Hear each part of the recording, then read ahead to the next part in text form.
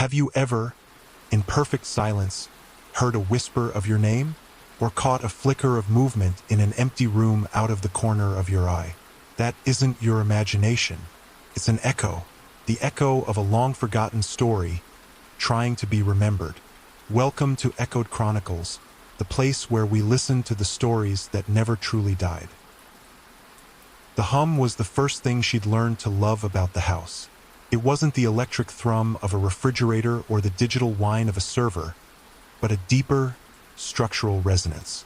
It was the sound of the house being, the gentle settling of its century-old bones, the whisper of air through its dormant ductwork, the sum of all its quiet parts breathing in the dark.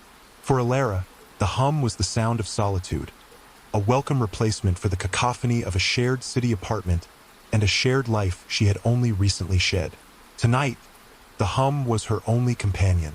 A single lamp cast a warm, honey-colored cone of light onto her desk, illuminating the sleek silver surface of her laptop, a half-empty mug of chamomile tea, and the intricate network of lines on the architectural rendering she was meticulously refining. Outside, the world was a black velvet canvas pricked with the distant, indifferent light of stars. It was just past 1 in the morning. This was her time, the hours when the demands of clients fell silent and her creativity could stretch its legs, unburdened. She had been in the house for 3 months, a rental signed in a flurry of post-breakup decisiveness. It was more space than she needed. A 2-story saltbox on the fringe of a sleepy town called Northwood, with a patchy lawn that gave way to a thick, unmanaged stand of woods at the back of the property. It was this proximity to the wild that had sold her. The idea of trading sirens for crickets, of seeing deer instead of delivery trucks from her window, felt like a necessary balm. A soft thump from the kitchen made her pause, fingers hovering over the trackpad. She took a slow sip of her tea, listening. The ice maker in the freezer. It had a habit of dropping its frozen payload with dramatic, ill-timed clatter. She'd learned its rhythm. That was one of the first noises she'd had to catalog and file away under normal. The house was full of them. The groan of the pipes when the heat kicked on, the shudder of a window frame in a strong gust of wind, the skittering in the attic that was almost certainly a squirrel. She was building a library of benign sounds, an acoustic map of her new sanctuary. She returned to her work, zooming in on a cross-section of the building, her mind sinking back into the satisfying logic of support beams and load-bearing walls. The hum of the house enveloped her once more. It was a good silence, a productive one. Then came a new sound. It was not a normal. It didn't belong in her library. It was a scratch, a dry, scraping sound against the exterior wall of the living room, the one that ran parallel to the desk where she sat. It was faint, but insistent. Asterisk scrape. Pause. Scrape. Asterisk. Her entire body went rigid. The cursor on her screen blinked. Forgotten. It wasn't the sharp, frantic scrabble of a squirrel. It wasn't the rhythmic tap of a branch, because the air outside was perfectly still, a fact she confirmed by glancing at the motionless silhouette of the Japanese maple just outside her window. This was a different texture of sound.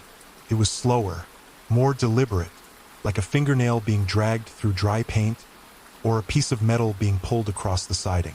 Scrape. There it was again. Closer this time? It was impossible to tell. Sound played tricks in the quiet. Her heart began a low, heavy drumming against her ribs, a frantic counter-rhythm to the calm hum of the house. An animal, she told herself, the thought a desperate anchor in a rising tide of unease.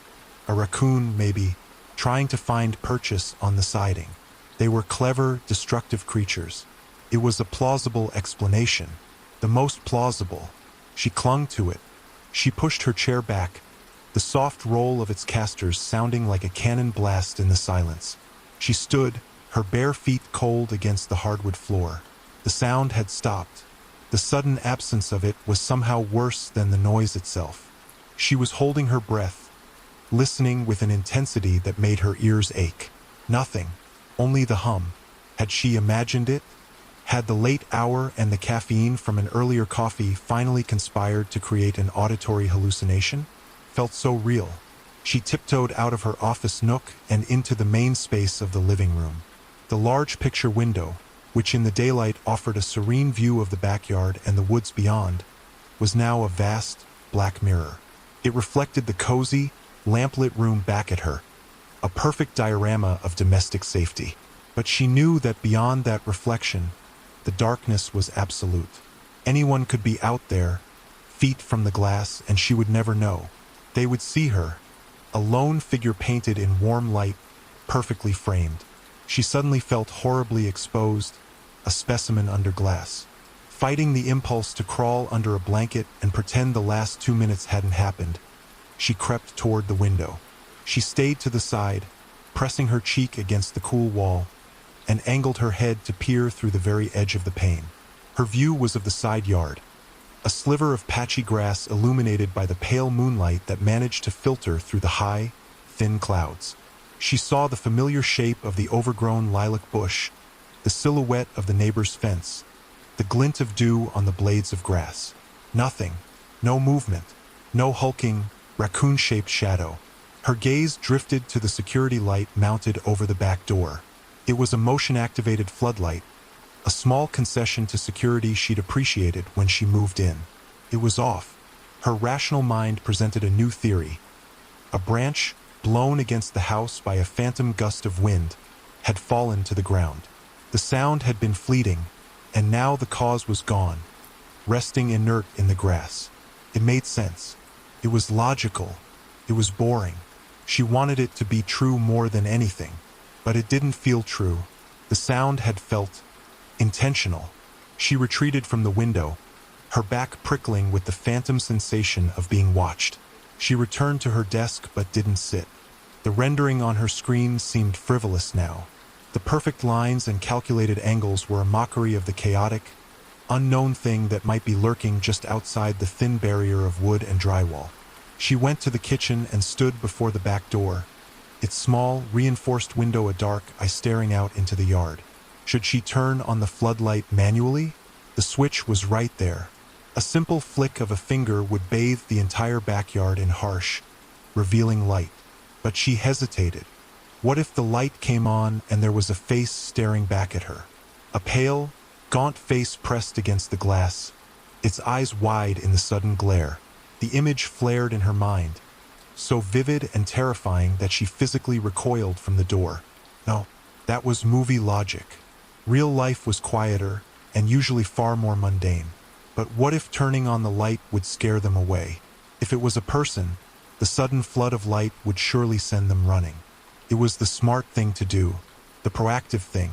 Her hand trembled as she reached for the switch. She took a breath, held it, and flipped it up. Through the small window, the backyard erupted in brilliant, sterile white light. The floodlight hummed with power, erasing every shadow, every mystery. She scanned the scene with frantic eyes. The patchy lawn, the rickety picnic table that had come with the house, the old, rusted burn barrel near the tree line, the dark, impenetrable wall of the woods. Nothing. There was nothing there. Just an empty, silent yard. A wave of relief washed over her, so potent it left her feeling weak-kneed. She let out a shaky breath she hadn't realized she was holding. An animal, a branch, a trick of the mind. It had been nothing. She was a city girl, still unnerved by the vast, empty darkness of the suburbs. She was just spooked. She left the floodlight on, a beacon in the dark. She returned to her desk, the bright glare from the backyard casting long, distorted shadows into the living room. She sat down, pulling her chair in close. The chamomile in her mug was cold. She took a sip anyway, the lukewarm liquid doing little to soothe her. She tried to refocus on the rendering, on the familiar comfort of her work. But the spell was broken. The quiet of the house was no longer a comfort. The hum was still there, but it was different now. It sounded like a held breath. It sounded like waiting for the next sound. For 10 minutes, she sat there, a statue carved from anxiety. Her eyes kept flicking from the laptop screen to the black mirror of the picture window. The brilliant white light from the backyard floodlight didn't feel comforting anymore. It felt like a stage light, pinning her to her chair. The shadows it cast were monstrous, turning the familiar shape of a floor lamp into a gaunt, stooping figure, the coat rack by the door into a many-limbed creature. The world inside her house had become a hostile landscape. The hum was gone, or rather, her perception of it was. Her own blood was pounding too loudly in her ears, a frantic, primal drumbeat that drowned out the subtle vibrations of the house. Every few seconds, the pipes in the walls would tick as they cooled, a sound she had previously found charmingly rustic. Now each tick was a countdown. To what? She didn't know. She tried to work. She clicked on a drop-down menu, the small, insignificant sound making her flinch. It was useless. Her focus was shattered into a million pieces. The elegant lines of the building on her screen seemed to mock her. She was designing a safe space for a wealthy family, a fortress of glass and steel, while she herself felt utterly besieged in her rented wooden box. Her mind, seeking any distraction, drifted to Liam. It was an unwelcome intrusion, but a powerful one. She thought of their apartment, perpetually filled with the sounds of the city and the sound of them. The low thrum of traffic, the distant wail of a siren, the bass from a neighbor's stereo, and underneath it all, the simmering static of their unhappiness. The silences between them had been the worst part. Not the peaceful, productive silence she had craved and now had, but a heavy, charged silence, thick with unspoken resentments and things left unsaid. In those last few months, she had often lain awake, listening to him breathe beside her, and felt more alone than she did now. Or had she? That was a lie. This was a different kind of alone. This was a primal, physical solitude that left her with no one to turn to, no one to whisper, "Did you hear that?" Too in the dark, she pushed the thought of Liam away. He was part of the past she had driven 300 miles to escape. He was the reason she was here in this house by herself. The thought brought no comfort. Her independence, once a source of fierce pride, now felt like a terrible vulnerability. Asterisk clank thump. Whir. Asterisk. She gasped, her hand flying to her chest. The sound came from the kitchen again. The ice maker. The same sound as before. But her body didn't know that. Her nervous system, already primed for disaster, had bypassed all rational thought and shot straight to panic. A strangled sob escaped her lips. It was just the ice maker. It was a normal sound. She was losing her mind. She was letting a phantom noise in the dark unravel her completely. "Get a grip, Alara," she whispered, her voice sounding thin and foreign in the quiet room. She decided she needed to change the context. The silence was the enemy. She reached for her phone, her fingers swiping across the screen to her music library. She'd put on a podcast or some soft, instrumental music. Something to fill the space, to overlay the terrifying quiet with a blanket of deliberate, chosen sound. Her finger hovered over a playlist titled Late Night Work, and then the world ended. Not with a bang, but with a sudden, total cessation. The lamp on her desk blinked out. The bright, sterile light from the backyard vanished. Her laptop screen, now the only source of illumination in the entire house, seemed to flare with impossible brightness. The hum, the subtle, ever-present resonance of the house's lifeblood, was gone. The silence that rushed in to fill the void was absolute. It was a physical pressure, a heavy, dead weight on her eardrums. The power was out. For a moment, she was just frozen, her mind struggling to process the sudden sensory deprivation. A transformer must have blown.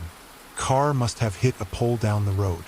It was a common occurrence in these rural towns, especially with the aging infrastructure. It was another normal, but in the context of the last 15 minutes, it felt like a deliberate act. It felt like a switch being thrown not by a mindless electrical surge, but by a hand. The safety of the floodlight, her one tactical advantage, had been taken from her. The darkness outside was no longer just beyond the windows. It had invaded, swallowing her home whole.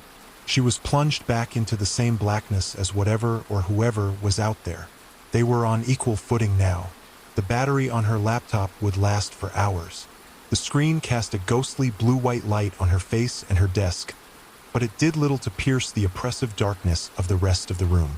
The familiar shapes of her furniture were gone, replaced by an inky, featureless void. She felt as if she were floating in space, tethered only to the small rectangle of light. She strained her ears, listening past the frantic pounding of her own heart. The house was dead.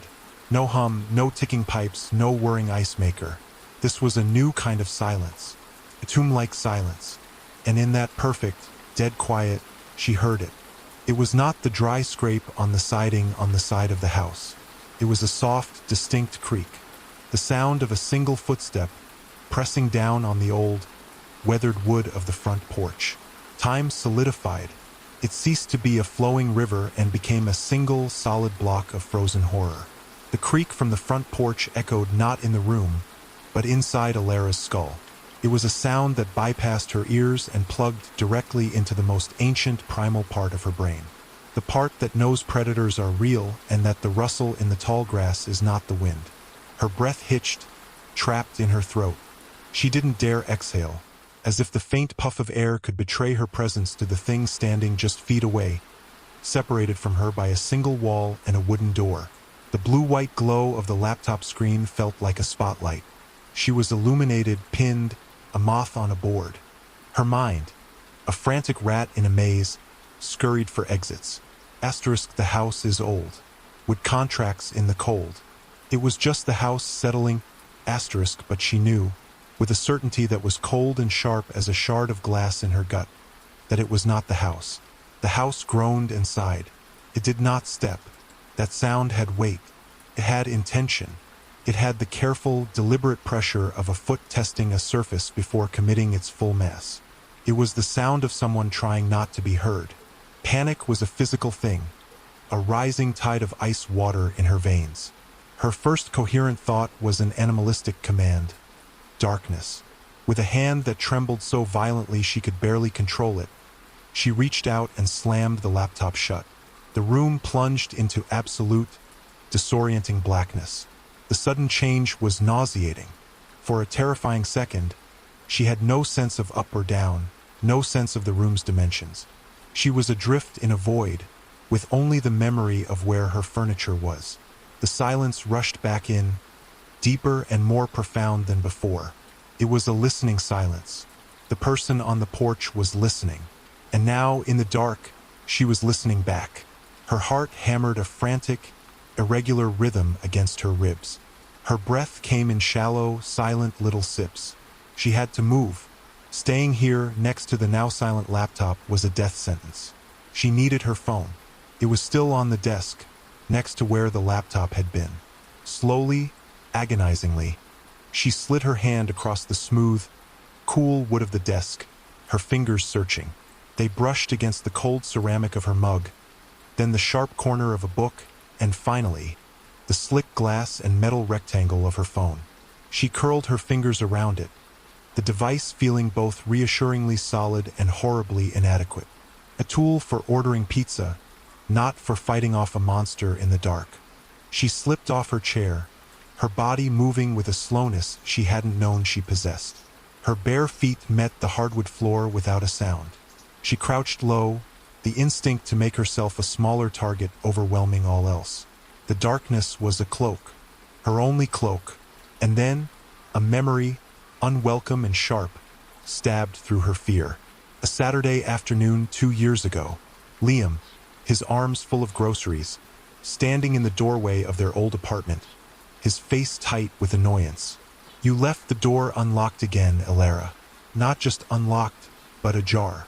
Anyone could have just walked in." She'd rolled her eyes, dismissing it as his usual low-grade anxiety. "We live on the 5th floor of a security building, Liam. The only person walking in is Mrs. Gable from 5B to borrow sugar." He hadn't smiled.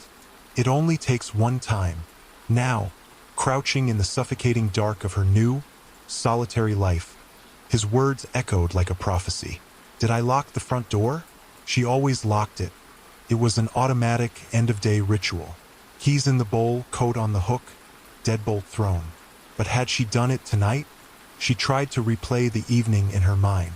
She'd come in with a bag of takeout, distracted by a call from her sister. She remembered putting the food down, taking off her shoes, but the satisfying, metallic thunk of the deadbolt was a blank space in her memory. A void, the possibility that the door was unlocked, that the only thing between her and the person on the porch was a simple, unturned latch, was a new and more visceral terror. The scraping on the wall was one thing. This was another. This was an imminent breach. She began to crawl, moving away from the desk, away from the front of the house.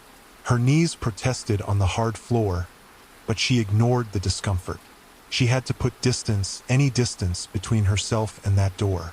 Her hand brushed against the leg of the sofa, and she used it to orient herself, pulling her body alongside it, seeking its meager cover. She stopped, pressing her cheek against the rough upholstery, and listened. The silence stretched. 1 second, 2, 10, a minute. Had they gone? Was it possible they had just stood there and then left? A flicker of hope, fragile as a candle flame in a hurricane, ignited within her. Maybe it was just a local kid, a prank. Maybe they'd gotten spooked and run off. Then she heard it, a sound so quiet she almost missed it. A faint, metallic rasp, then a soft, muffled click. It was the sound of the front doorknob, being turned, slowly, silently. The click was the mechanism engaging. Someone was standing on her porch, their hand on her doorknob, testing it, seeing if it would open. The click was a punctuation mark, the definitive end to the sentence of her denial. It wasn't a house sound. It wasn't a raccoon. It wasn't her imagination. It was the sound of a human hand manipulating a simple machine, a machine she had failed to secure. The door was unlocked. It. Her mind couldn't settle on a pronoun. Knew the door was unlocked. A new wave of cold, different from the first, washed through her. It wasn't the sharp shock of panic, but the creeping, paralytic dread of certainty. The game had changed. This wasn't about a noise outside a wall anymore. The perimeter had been breached. She flattened herself further against the floor, trying to melt into the space between the sofa and the hardwood. She pressed her face into the rough weave of the upholstery, the fabric smelling faintly of dust and her own lingering perfume from earlier in the day. The smell was a ghost of a normal life, a life that had existed only 20 minutes ago.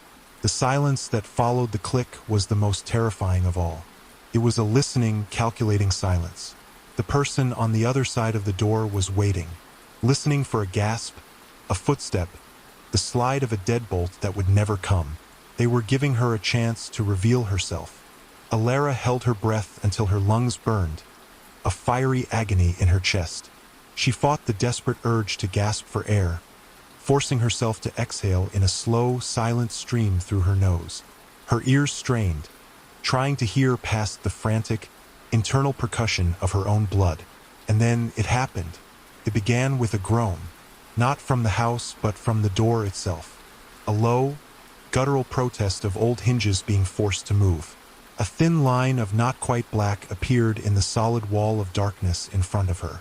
It was the faint, ambient light of the moonless, star-dusted sky, a shade of deep indigo against the perfect pitch black of the interior.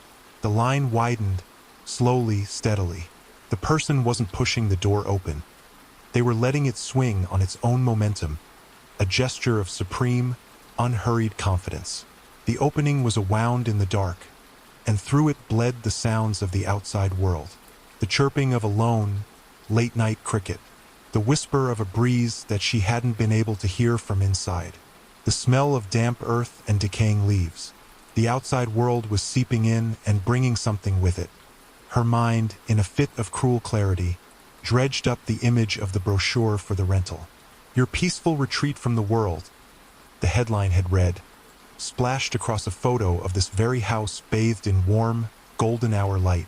Solitude and serenity await. She had wanted solitude so badly.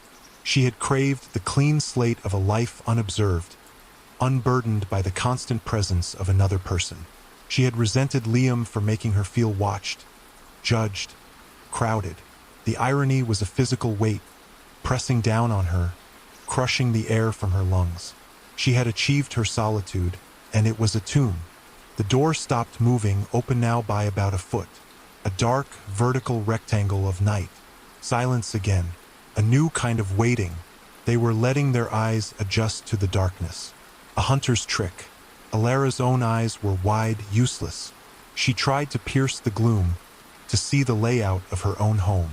She had a mental map, a blueprint burned into her memory from her 3 months of living here. The armchair to the left of the door, the coat rack just beyond it, the stairs directly ahead. The geography of the room was her only advantage. Then came the sound that shattered her paralysis. A soft scuff, the sound of a rubber-soled shoe wiping itself on the core welcome mat inside the doorway. They were in. The person was inside the house. Every muscle in Alara's body screamed at her to run, to scream, to do something. But she was frozen, a mouse watching the shadow of a hawk pass overhead. He was by the door, standing still, listening. She knew it as if she could see him. His head would be tilted, his breath held, his senses straining to catch any sign of her. Her phone. The thought was a lifeline. It was in her hand, clutched so tightly her knuckles were white. Even in the dark. Call 911. It was so simple. But the act was a universe of complications. She'd have to unlock the screen. The sudden flare of light, however brief, would be a beacon. It would pinpoint her location instantly. She could try to do it under the sofa, but could she be sure the glow wouldn't escape? And the call itself, could she whisper quietly enough that he wouldn't hear? Emergency dispatchers were trained to listen for background noise. He was only 20, maybe 30 feet away. Another sound, a soft rustle, the sound of fabric, of a jacket being shifted, of an arm moving. He was moving from the doorway, deeper into the house. She could hear, or perhaps feel through the floorboards, the faintest impression of a footstep on the runner in the hall. And then another, slow, measured, infinitely patient. He was moving towards the main living area, towards her. A new memory, this one even more damning. Her first week in the house. Her father on the phone, his voice laced with his usual paternal worry. You should get a dog, Elle. A big one. No one with bad intentions is going to mess with a house that has a barking German shepherd. She'd laughed. Dad, I can barely keep a succulent alive. I'm not getting a dog. I have a floodlight. I'm fine. She wasn't fine. She was hiding behind her sofa, her phone a useless brick in her hand, while a stranger stalked through her home in the dark. The floodlight was dead, and there was no dog to bark. There was only the screaming silence and the soft, deliberate footsteps of the man who was coming to find her. Each footstep was a lifetime. Each creak of the floorboards under his weight was a geological event, shifting the tectonic plates of her reality. He was moving past the bottom of the stairs, his progress marked by the subtle acoustic shifts in the room. Alara, crouched and small, tried to make herself a part of the floor, a knot in the wood. Her mind was a slideshow of tactical impossibilities. The kitchen.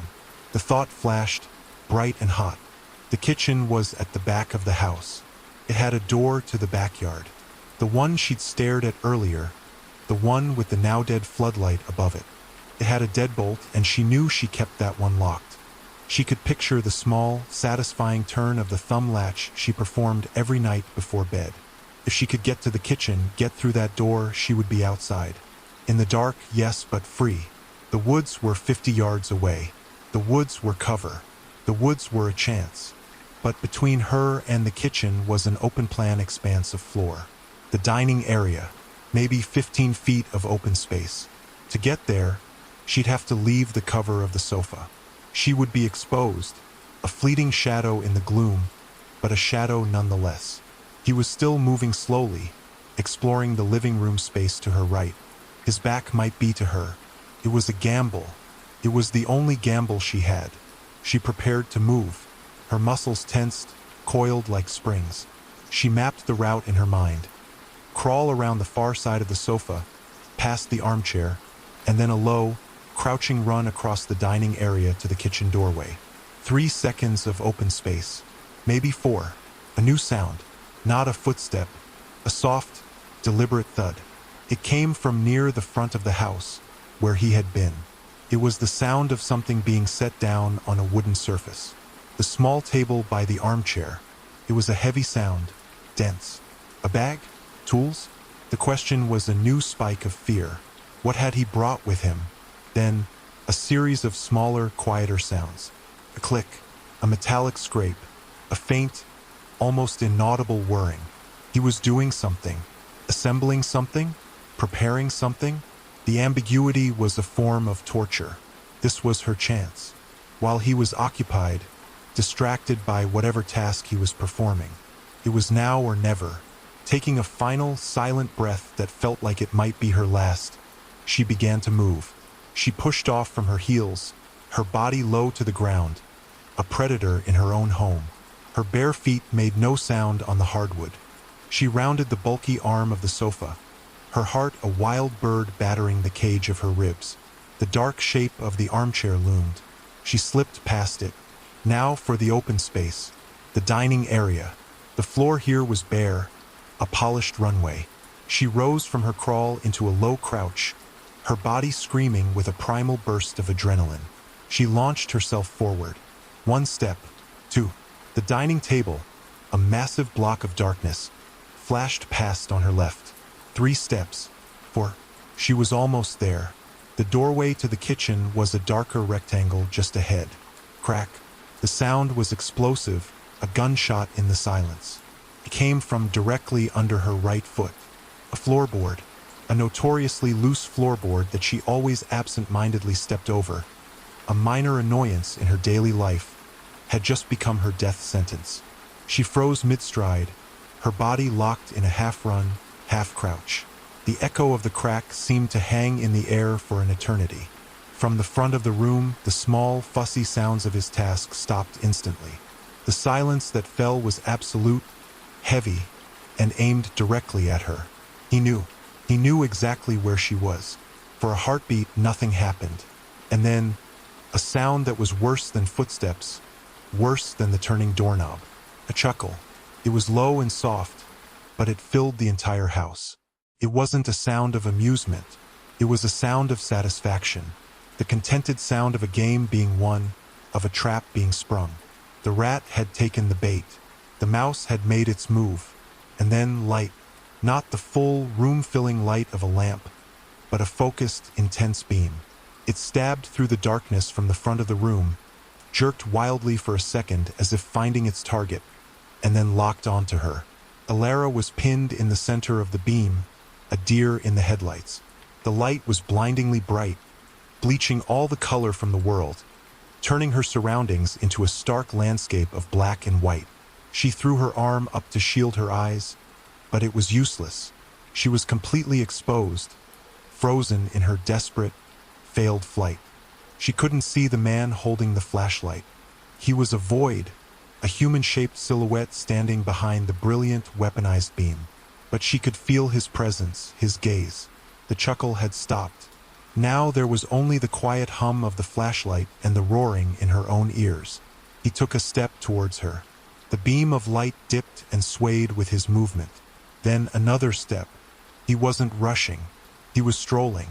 The patient, unhurried gait of someone who knew they had all the time in the world. The hunt was over. Now came the part he'd been waiting for. Her mind finally rebooted. The paralysis broke. She scrambled backward, her hands scraping on the floor, trying to put any distance between them. The kitchen. She was so close. She crab-walked backward, her eyes still blinded by the light, until her back hit the doorframe of the kitchen. The silhouette took another step. "No need to run," a voice said. It was a calm, quiet voice, a conversational voice, and that was the most terrifying thing about it. It was completely, utterly normal. The voice of a man you might ask for directions, the voice of a bank teller. It was the voice of the mundane world, and it had no place here, in this nightmare. "I just want to talk," the voice said. The beam of light remained fixed on her face. Alara's hand, the one not shielding her eyes, fumbled behind her, searching for the kitchen wall. Her fingers found the light switch, a useless, dead piece of plastic. Her survival instinct, however, was screaming a different command. Not light, a weapon, anything. Her fingers scrabbled against the wall, moving downwards. The knife block, it was on the counter just inside the kitchen doorway. A heavy, wooden block full of gleaming, sharpened steel. It was 5 feet away, an impossible distance. "I'm not going to hurt you," the voice lied, taking another slow, deliberate step. "I just want to see your face." The phrase hung in the air, a grotesque parody of a pickup line. "I just want to see your face." It was an intimacy so profound and so violated that it made Alara's skin crawl. He had a flashlight powerful enough to blind her, yet he spoke of seeing her. He didn't want to see, he wanted to possess, to own the image of her terror. Her hand, still fumbling behind her, found the edge of the kitchen counter. The cold, smooth stone sent a jolt of reality through her system. The knife block was there.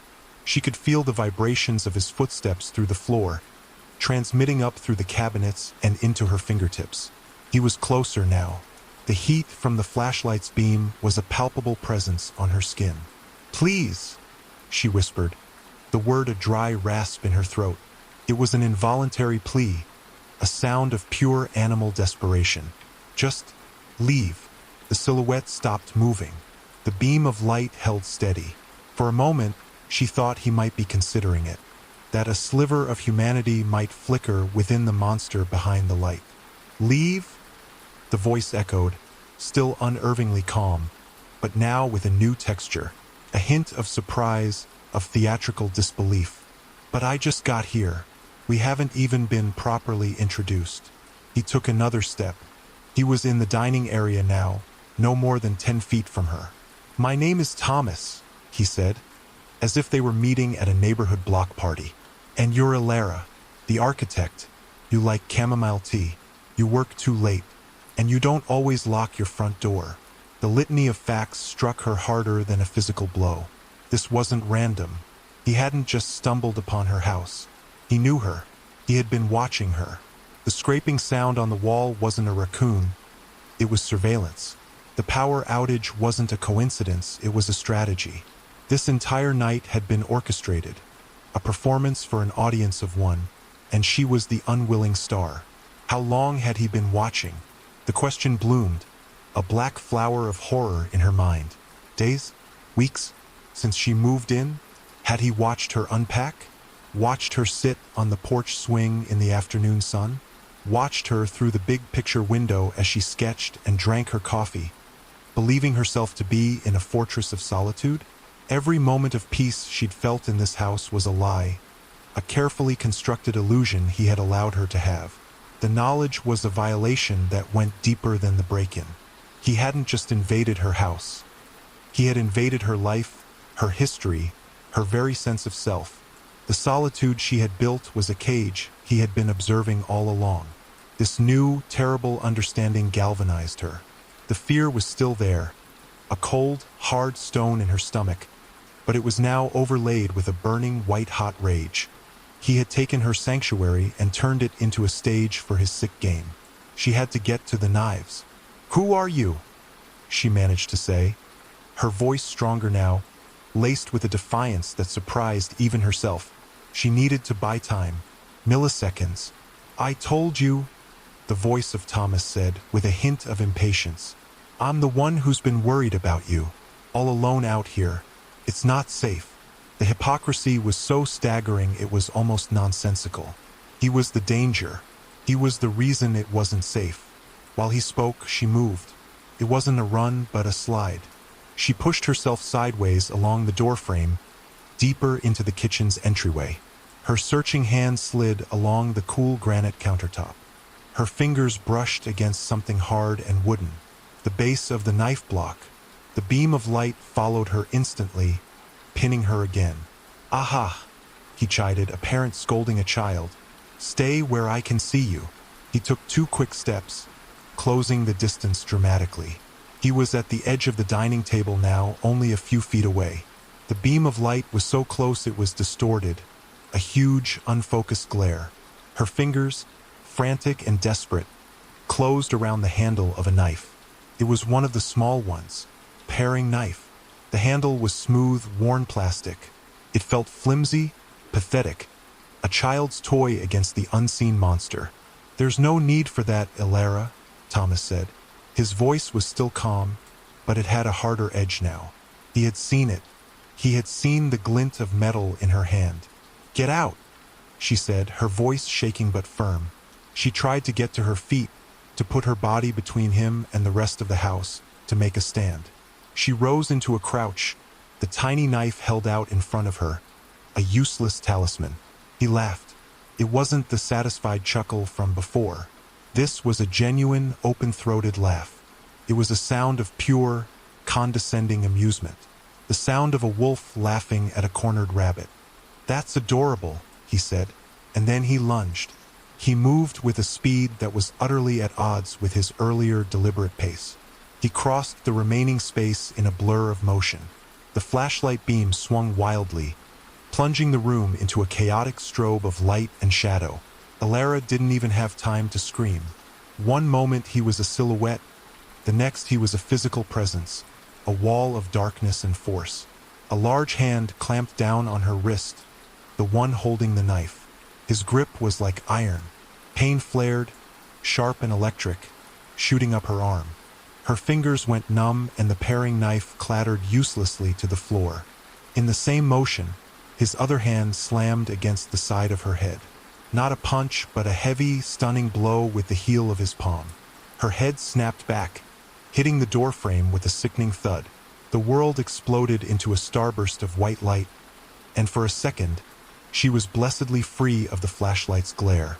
Then the darkness returned, and she was falling. She crumpled to the floor, her body a puppet with its strings cut.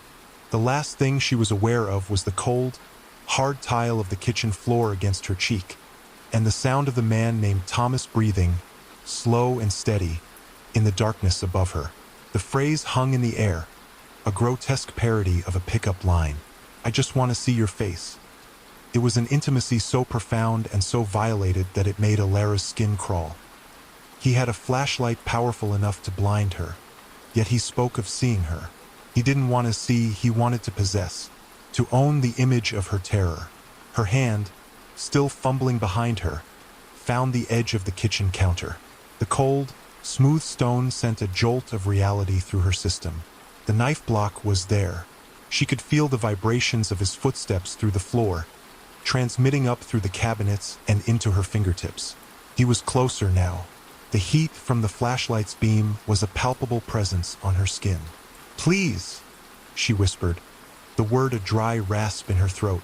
It was an involuntary plea, a sound of pure animal desperation. "Just leave."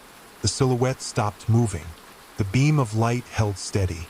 For a moment, she thought he might be considering it, that a sliver of humanity might flicker within the monster behind the light. "Leave?" The voice echoed, still unervingly calm, but now with a new texture, a hint of surprise, of theatrical disbelief. "But I just got here. We haven't even been properly introduced." He took another step.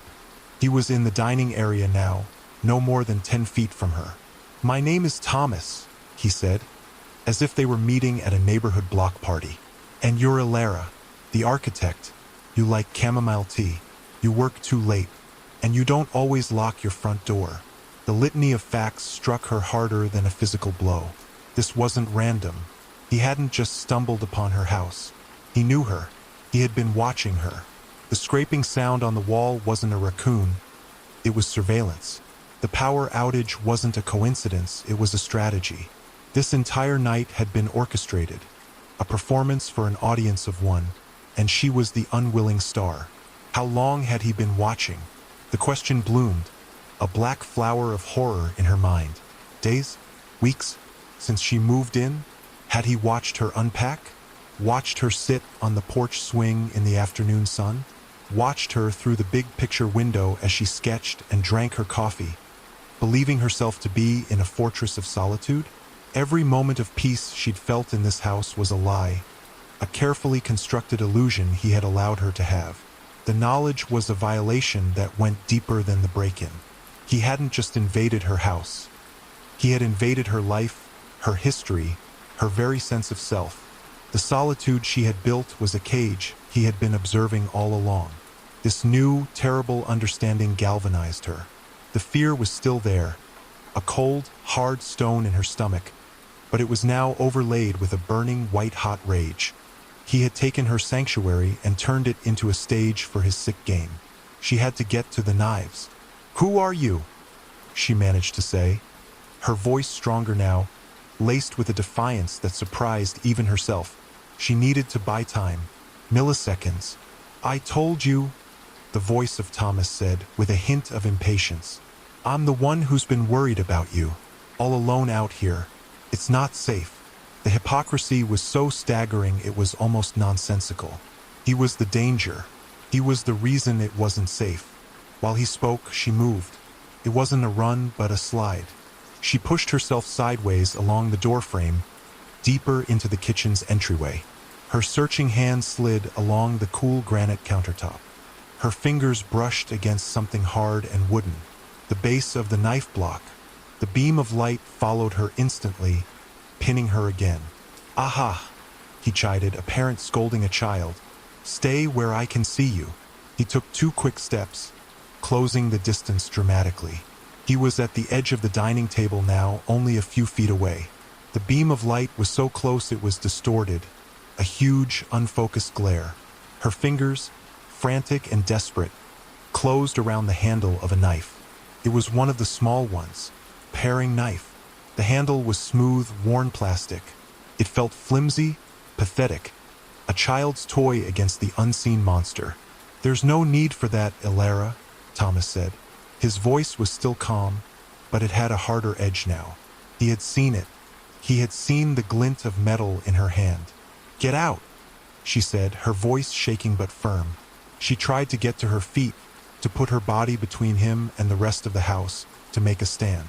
She rose into a crouch, the tiny knife held out in front of her, a useless talisman. He laughed. It wasn't the satisfied chuckle from before. This was a genuine, open-throated laugh. It was a sound of pure, condescending amusement. The sound of a wolf laughing at a cornered rabbit. "That's adorable," he said, and then he lunged. He moved with a speed that was utterly at odds with his earlier deliberate pace. He crossed the remaining space in a blur of motion. The flashlight beam swung wildly, plunging the room into a chaotic strobe of light and shadow. Ilara didn't even have time to scream. One moment he was a silhouette, the next he was a physical presence, a wall of darkness and force. A large hand clamped down on her wrist, the one holding the knife. His grip was like iron. Pain flared, sharp and electric, shooting up her arm. Her fingers went numb and the paring knife clattered uselessly to the floor. In the same motion, his other hand slammed against the side of her head. Not a punch, but a heavy, stunning blow with the heel of his palm. Her head snapped back, hitting the doorframe with a sickening thud. The world exploded into a starburst of white light, and for a second, she was blessedly free of the flashlight's glare. Then the darkness returned, and she was falling. She crumpled to the floor, her body a puppet with its strings cut. The last thing she was aware of was the cold, hard tile of the kitchen floor against her cheek, and the sound of the man named Thomas breathing, slow and steady, in the darkness above her. The world swam back into focus in pieces, a shattered mosaic of sensation. The first was the cold, a deep, biting cold that seemed to seep into her bones from the tile floor. It was a specific cold, the kind that meant she'd been lying there for more than a few moments. The second was a dull, throbbing ache that started at the back of her skull and radiated forward, pulsing in time with her heartbeat. The third was the silence. The profound, listening silence had returned. She didn't move. She kept her eyes closed, her breathing shallow and even, feigning unconsciousness. Every instinct screamed at her that her life depended on this fragile deception. Where was he? Was he still standing over her? Had he left? The uncertainty was a new layer of torment. A floorboard creaked upstairs. The sound was faint, but unmistakable. He was upstairs. The thought sent a fresh jolt of adrenaline through her, cutting through the fog of her headache. What was he doing? Searching? For what? Her purse? Jewelry? This didn't feel like a simple robbery. Robbers were quick. They grabbed what they could and fled. Thomas was methodical. He was taking his time. He was acting like he owned the place, like he belonged here. She cracked one eyelid open, a mere slit. The world was a smear of impenetrable black. The flashlight was off. She was alone in the kitchen, a heap on the floor. The open front door was still a rectangle of deep indigo, a constant, mocking reminder of her failure to lock it. Slowly, carefully, she began to move. She flexed her fingers, then her toes. Everything worked, though her body felt bruised and heavy. The hand he had grabbed throbbed with a deep, bone-bruising ache. She rolled onto her stomach, the movement agonizingly slow, a fraction of an inch at a time. The cold tile was a shock against her face and arms. She listened, her senses stretched to their breaking point. Another sound from upstairs, the soft, rhythmic scrape of a drawer being opened. Then another. He was going through her things. Her bedroom, her office. The violation was so intimate it made her feel physically ill. He was touching her clothes, her papers, the artifacts of her private life. This was his goal. Not just to terrorize her, but to dismantle her, piece by piece. She had to get out. This was her chance. He was upstairs, occupied. The back door was her only hope. It was 10 feet away, on the other side of the kitchen island.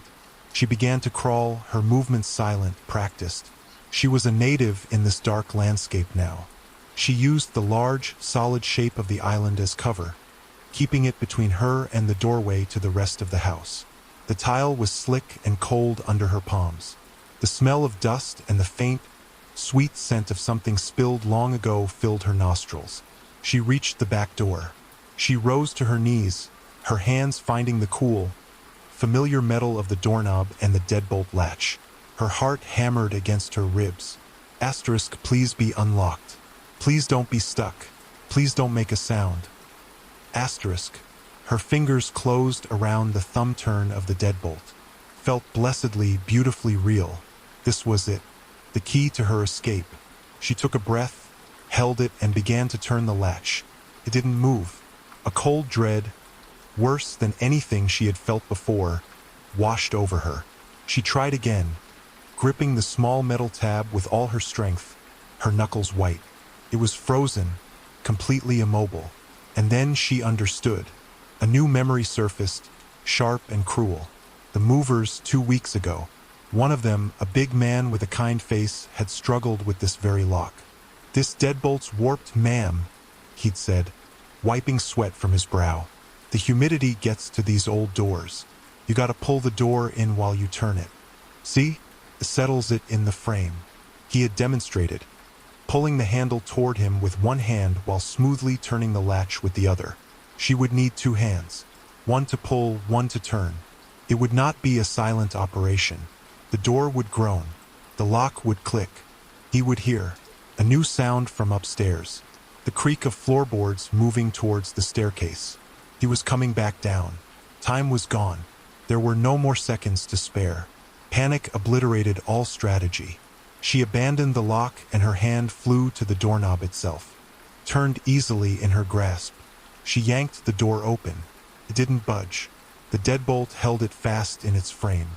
She rattled it, a frantic, desperate act of futility. The door shook in its frame, the sound an impossible cacophony in the silent house. "Elara?"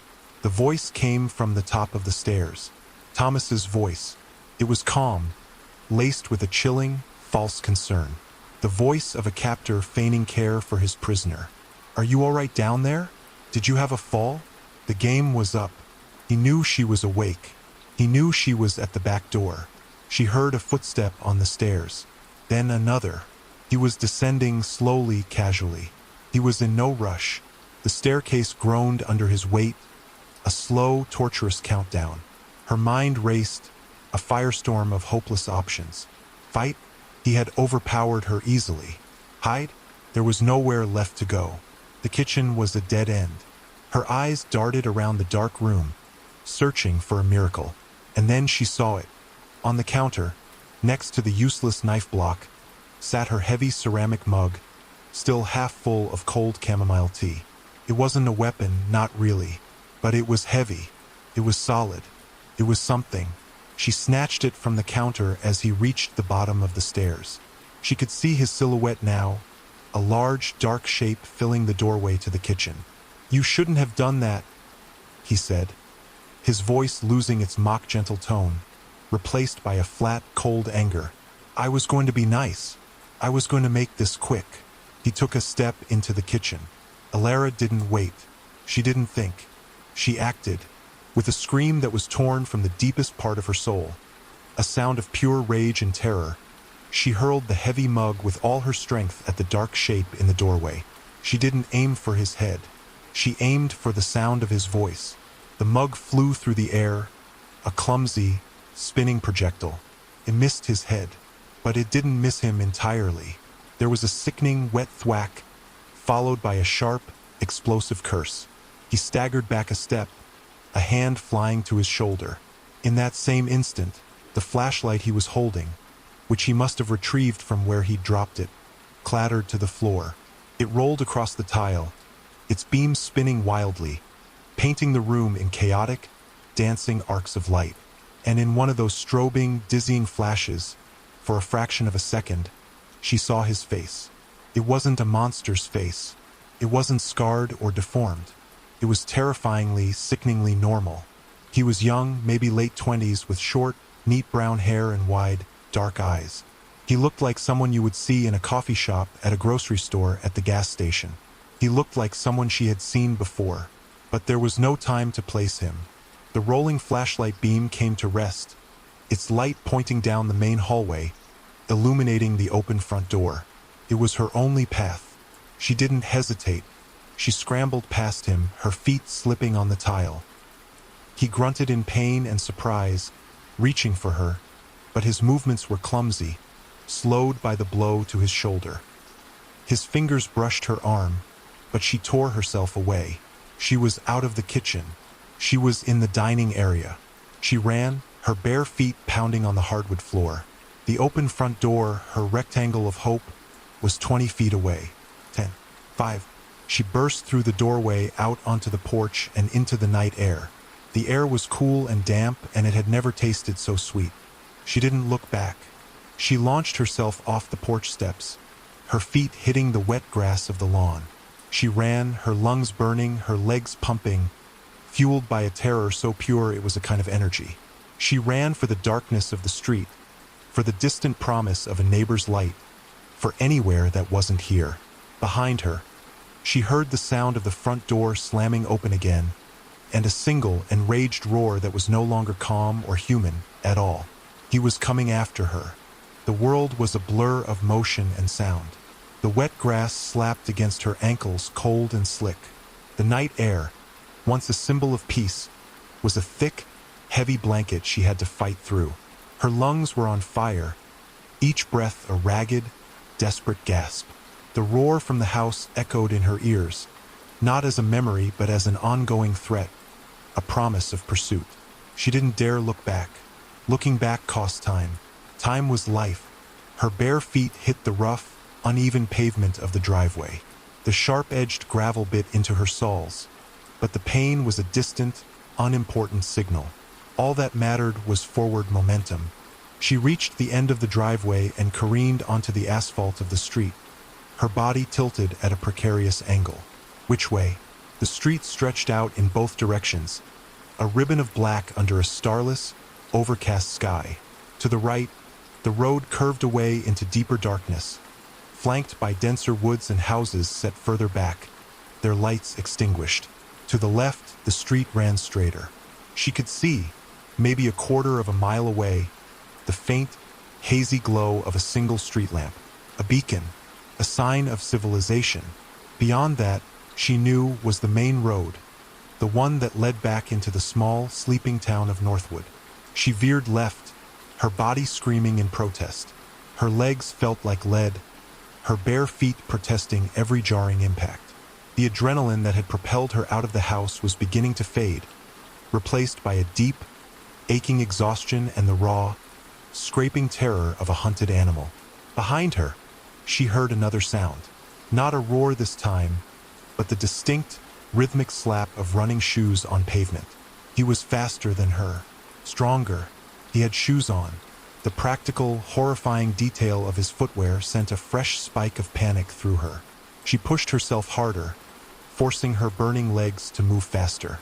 The street lamp didn't seem to be getting any closer. It was a distant, mocking promise of safety. The houses she passed were dark, silent tombs. Their occupants were asleep, safe in their beds, oblivious to the life or death struggle happening just outside their manicured lawns. Should she scream for help? Bang on a door? The image of Thomas's face flashed in her mind. The chillingly normal face. If she hammered on a stranger's door, what would they see? A hysterical woman in her pajamas, barefoot, babbling about a man in her house. By the time they understood, by the time they called the police, he would be on her. Or worse, he would have melted back into the darkness, leaving her to look like a lunatic, only to return another night. He knew where she lived. He knew who she was. This wouldn't end until he was caught. The sound of his footsteps was closer now. A steady, relentless beat. He was pacing himself. He was enjoying this. The chase was part of the game. Her mind raced, desperately searching for an advantage. The woods. Her property backed up to them, but they also lined the road. Thick, dark, and tangled. Car would be useless in there. Person on foot could disappear. It was a risk. The ground would be uneven, littered with roots and rocks. She could fall, twist an ankle, but the street was a straight, open line. She was an easy target. She made a decision. She veered sharply off the road, plunging into the ditch that ran alongside it. The tall, wet weeds whipped at her legs. She scrambled up the other side, her hands clawing at the damp earth, and then she was in it. The darkness under the trees was a different entity entirely. It was a solid, physical thing, laced with the smell of pine and rot. Branches, unseen and sharp, clawed at her face and arms. Thorny vines snagged her pajama pants. The ground was a treacherous landscape of tangled roots and slick, moss-covered stones. She stumbled, catching herself on the rough bark of a tree, her breath coming in ragged sobs. She stopped for a second, her body pressed against the tree, and listened.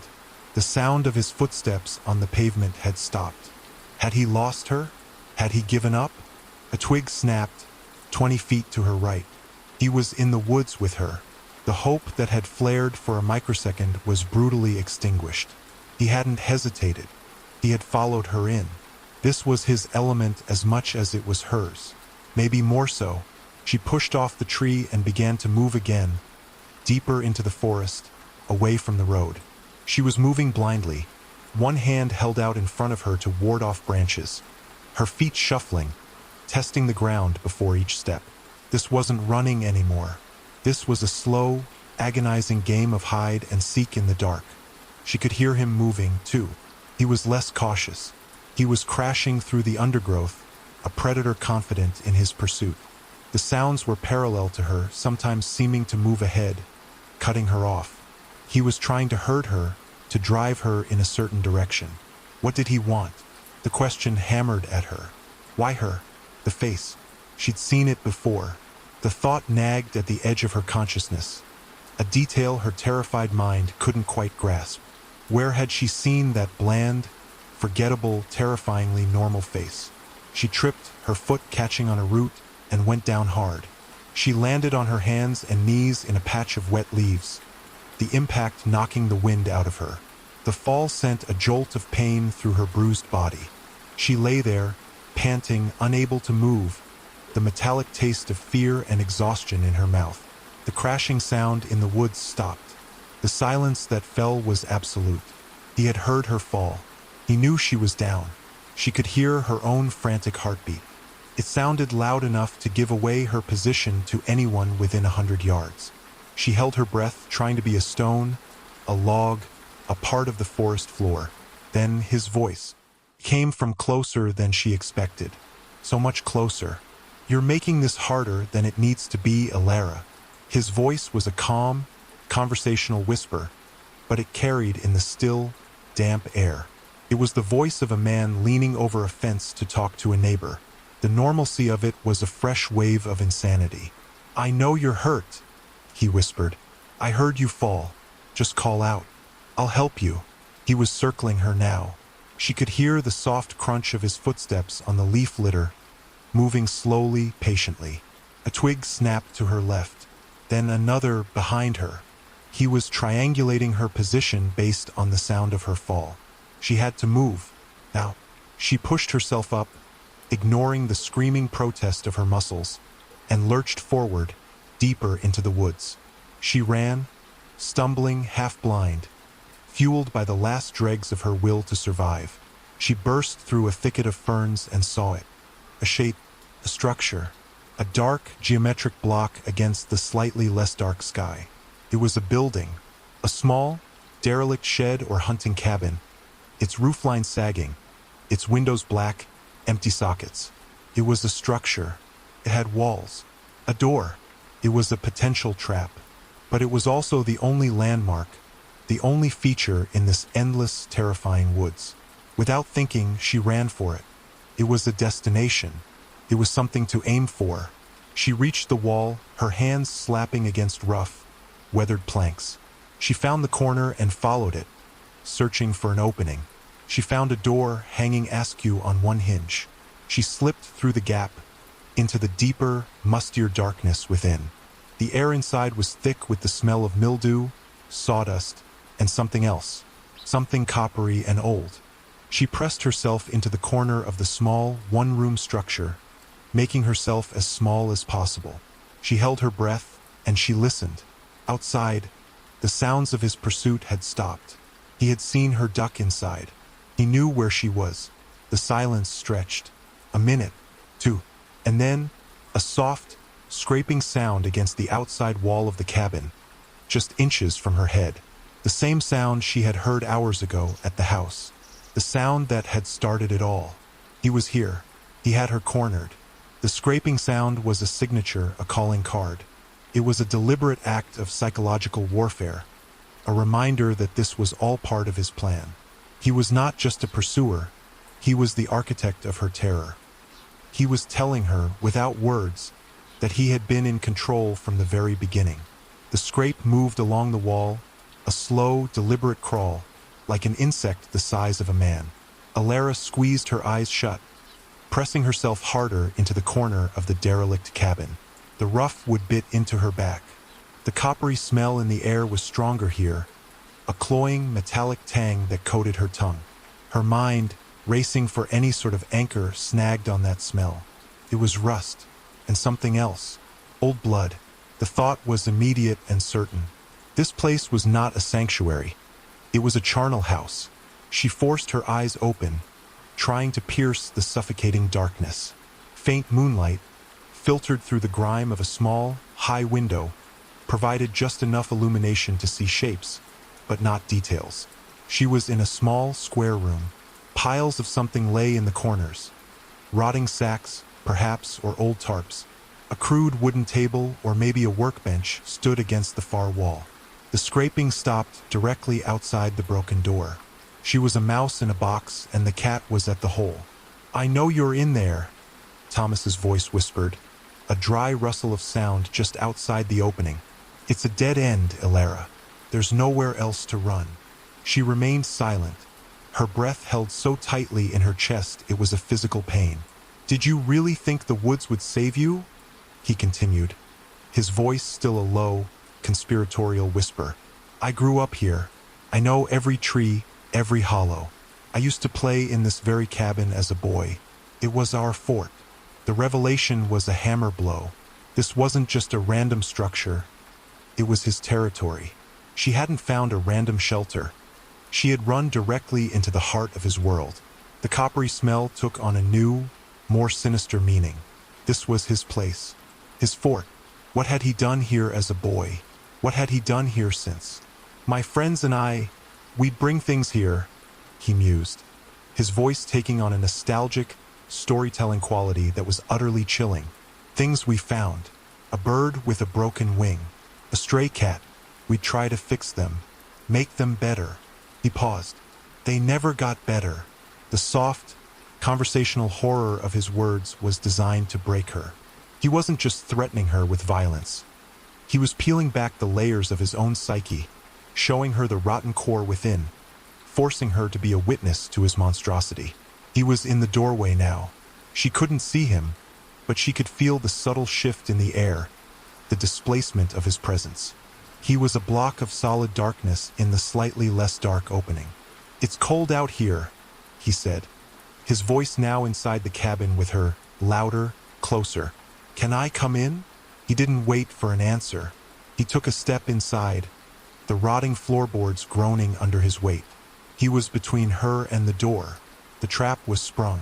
Rage, pure and undiluted, surged through Alara, a desperate, final act of defiance. She would not die cowering in a corner. She pushed off the wall and lunged, not at him but to the side, toward the workbench against the far wall. Her hand swept across its surface, a frantic search for a weapon. Her fingers closed around something hard, metallic, and heavy, a tool of some kind, a wrench or a tire iron. It was dense, solid, real. The beam of his flashlight erupted, stabbing through the darkness, finding her instantly. She was half-crouched by the workbench, the heavy tool clutched in her hand. The light was blinding, but she didn't flinch this time. In the glare, she saw him clearly for the first time. His face, the one she'd glimpsed before, was placid, almost bored. His brown hair was slightly damp with sweat. He was wearing a simple dark hoodie and jeans. He looked utterly, maddeningly ordinary. There was a dark, spreading stain on the shoulder of his hoodie where the mug had struck him. He seemed to have forgotten it was there. "That's not yours, Alara," he said, his voice flat, the game apparently over. He took a step towards her. And in that moment, as he moved, the specific angle of his face under the harsh light of the flashlight finally connected with the nagging memory in her brain. It wasn't the coffee shop. It wasn't the gas station. It was the hardware store, the big one in the next town over. She'd gone there her first week to buy paint and supplies. He'd been the one to help her, the quiet, helpful employee who had spent 20 minutes patiently explaining the difference between eggshell and satin finishes. He'd carried the heavy cans of paint to her car for her. He'd seen her address on the receipt when she'd arranged for a delivery of lumber for a small garden project. He had smiled, polite, professional, completely forgettable smile. "You!" She breathed, the name of the store dying on her lips. He smiled that same smile now. It didn't reach his eyes. "I told you I was worried about you, a woman living all alone. You seemed fragile." He took another step. The tool in her hand was a tire iron. It was heavy and blessedly simple. She gripped it with both hands, her knuckles white. He was bigger, stronger, but she had the element of surprise and the burning fury of the hunted. She didn't scream this time. She put all of her energy, all of her terror, all of her rage into a single explosive movement. She swung the tire iron, not at his head, but at the hand holding the flashlight. It was his weapon, his advantage. She had to take it away. He was not expecting it. He was expecting her to cower or make another futile run. Her sudden, targeted aggression took him by surprise. The iron bar connected with his wrist with a sickening, audible crack of bone. He screamed, a real scream this time, high-pitched and full of genuine pain and shock. The flashlight flew from his grasp, arcing through the air and crashing into a corner, where its beam died with a final, pathetic flicker. The cabin was plunged back into absolute, disorienting blackness. But this time, the darkness was her ally. He was blind and he was hurt. She could hear him stumbling, clutching his broken wrist, panting with pain. She, on the other hand, still held the tire iron.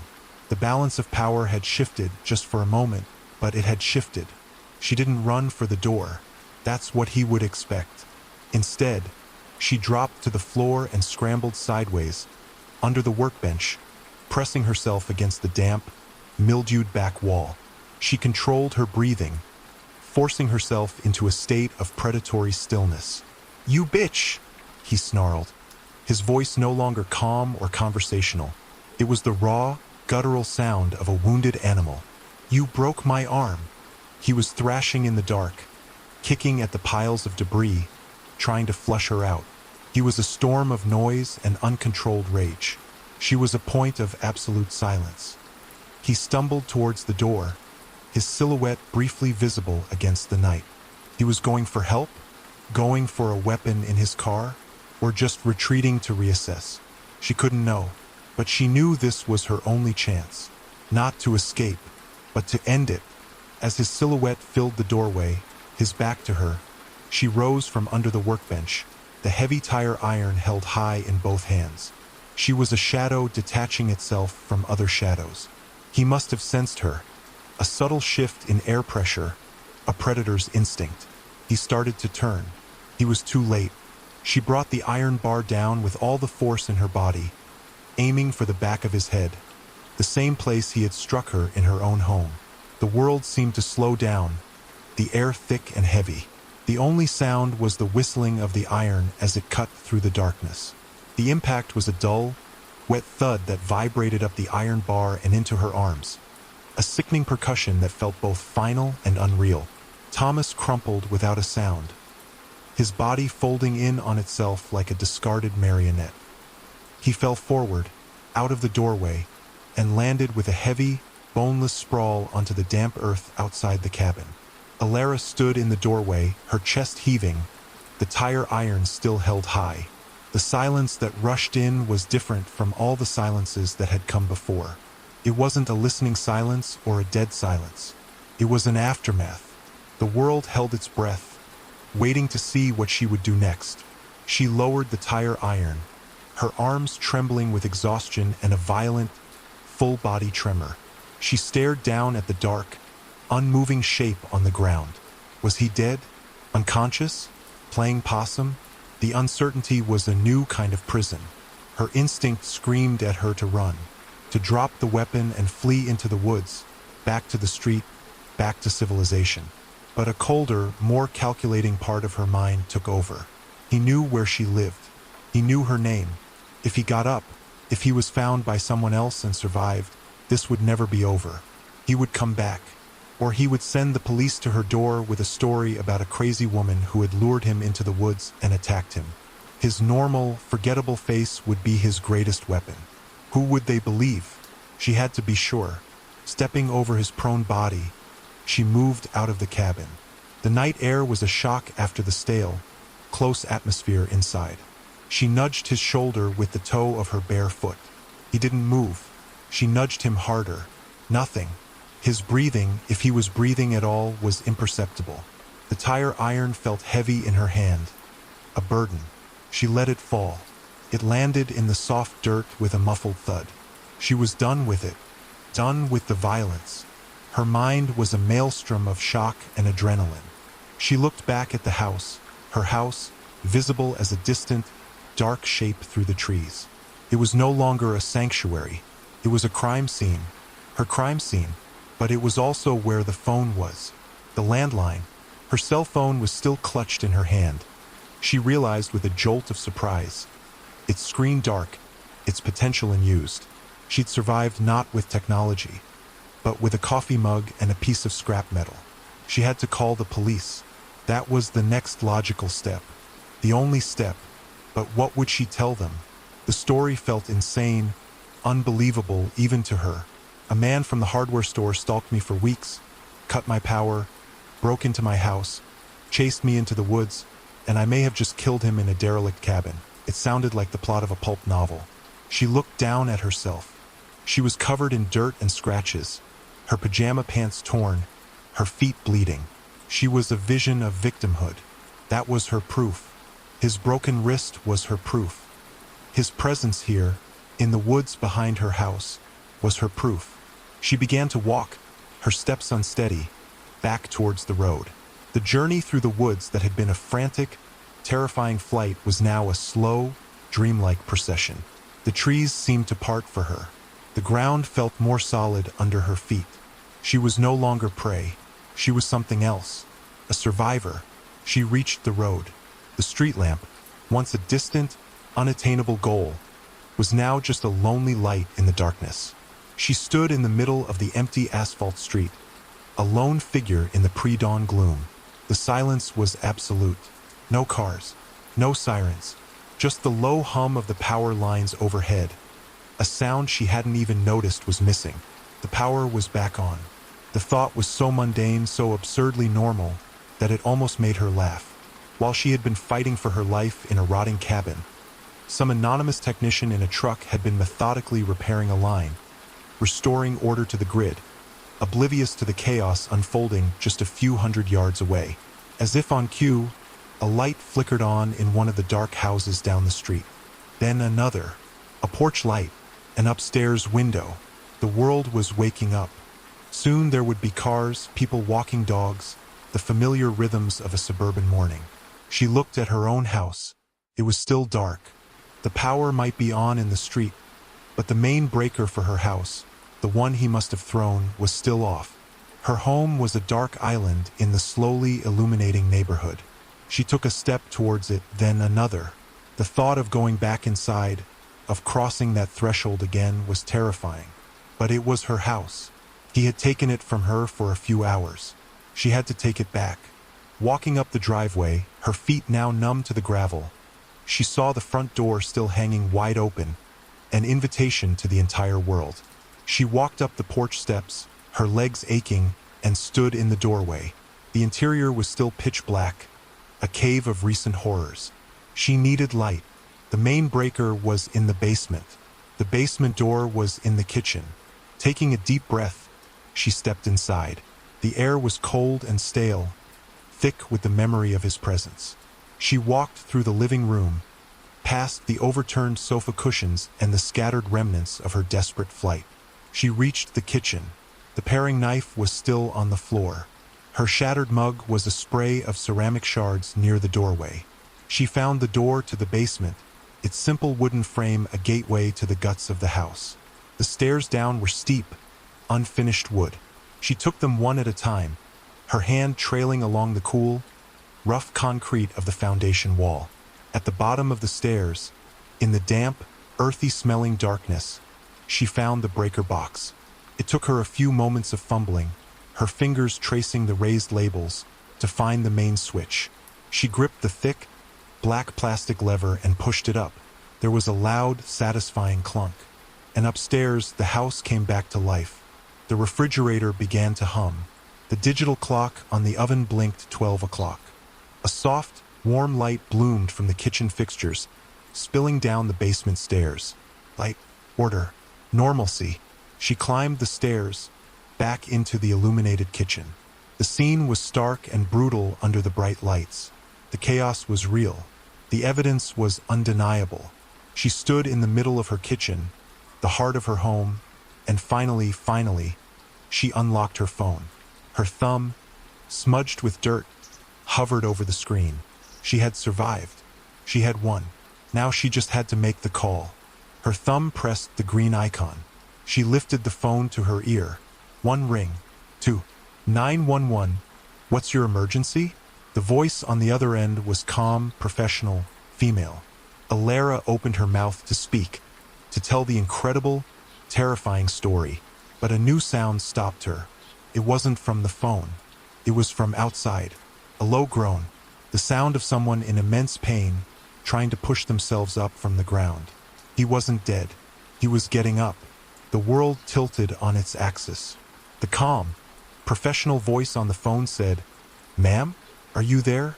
What is your emergency?" But the words were a distant buzz, an irrelevant frequency. All of Alara's senses were focused on the sound from outside. The groan. It was followed by a wet, hacking cough and the clumsy scrabble of a hand trying to find purchase in the dirt. He was alive. The tire iron hadn't been enough. "Ma'am, I have your location from the cell tower," the dispatcher's voice said, more insistent now. "I'm sending a car. Can you tell me what's happening?" Alara couldn't answer. Her throat had closed up. The fragile sense of victory, of survival, shattered into a million pieces. This wasn't the aftermath. This was a brief, brutal intermission. The fight wasn't over. She could hear him moving, a slow, agonizing crawl through the leaf litter. He was dragging himself. Where? Back to the cabin? Back to the road? Or back towards her? Her house, which moments ago had felt like a reclaimed sanctuary, was now a brightly lit trap. The warm glow from the windows made her a perfect target, a moth pinned to a board once more. She was visible to him, but he was just a sound in the darkness. "Stay on the line with me, ma'am," the dispatcher said. Alara finally found her voice. It was a strangled, broken whisper. "He's outside. He's still outside." "Who is outside, ma'am? Can you describe him?" "He's in the woods, behind the house," she stammered, her eyes locked on the black rectangle of the kitchen's back door window. "He's hurt. I heard him. But he's getting up." She could hear the rustling getting louder. He was moving with a grim, relentless determination. He was crawling back towards the house, towards her. The thought was inconceivable. After everything, after the chase, the fight, the crippling injuries, he was still coming. This wasn't just obsession. It was something more primal, more monstrous. He couldn't be stopped. "Okay, ma'am," the dispatcher said, her voice a lifeline of calm in the storm of Alara's panic. "Help is on the way. I want you to lock all your doors. Right now. Can you do that for me? Lock the doors." It was such a simple, rational instruction. But the front door was still wide open. And the back door, the deadbolt was still broken.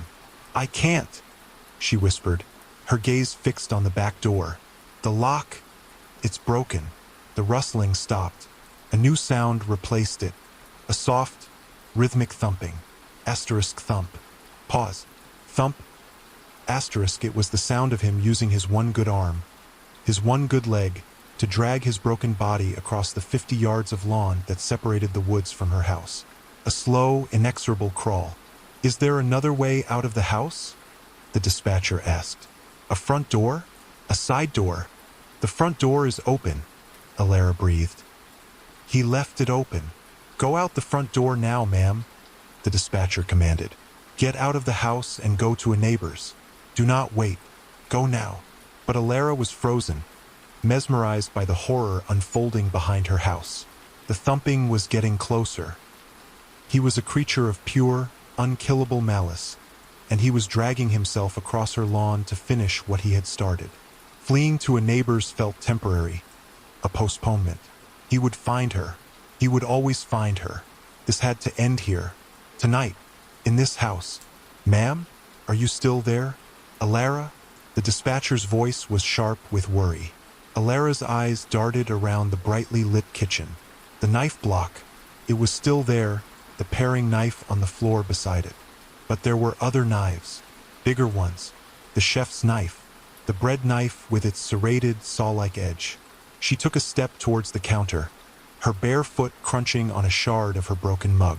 The small, sharp pain was a grounding sensation, a pinprick of reality in the nightmare. "I'm here," she said, her voice flat, devoid of the panic that had consumed her moments before. A strange, cold calm was settling over her, the calm of a person with no options left, the calm of a decision made. "Alara, you need to leave the house," the dispatcher insisted. "He's almost at the back door," Alara said, her voice a dead monotone. She reached the counter and her hand closed around the heavy, familiar handle of the chef's knife, felt solid, balanced, an extension of her own arm. "He's not going to stop. The police are minutes away, Alara. Just get out of the house. Let them handle it." But Alara knew, with a chilling certainty, that minutes were an eternity. The thumping had stopped. She strained her ears, listening. A faint scratching sound. At the bottom of the back door. He was there. A dark shape appeared in the small window of the door. A hand. His good hand, slick with mud and blood, pressing against the glass. He was trying to hoist himself up, to look inside, to find her. Then his face appeared in the window.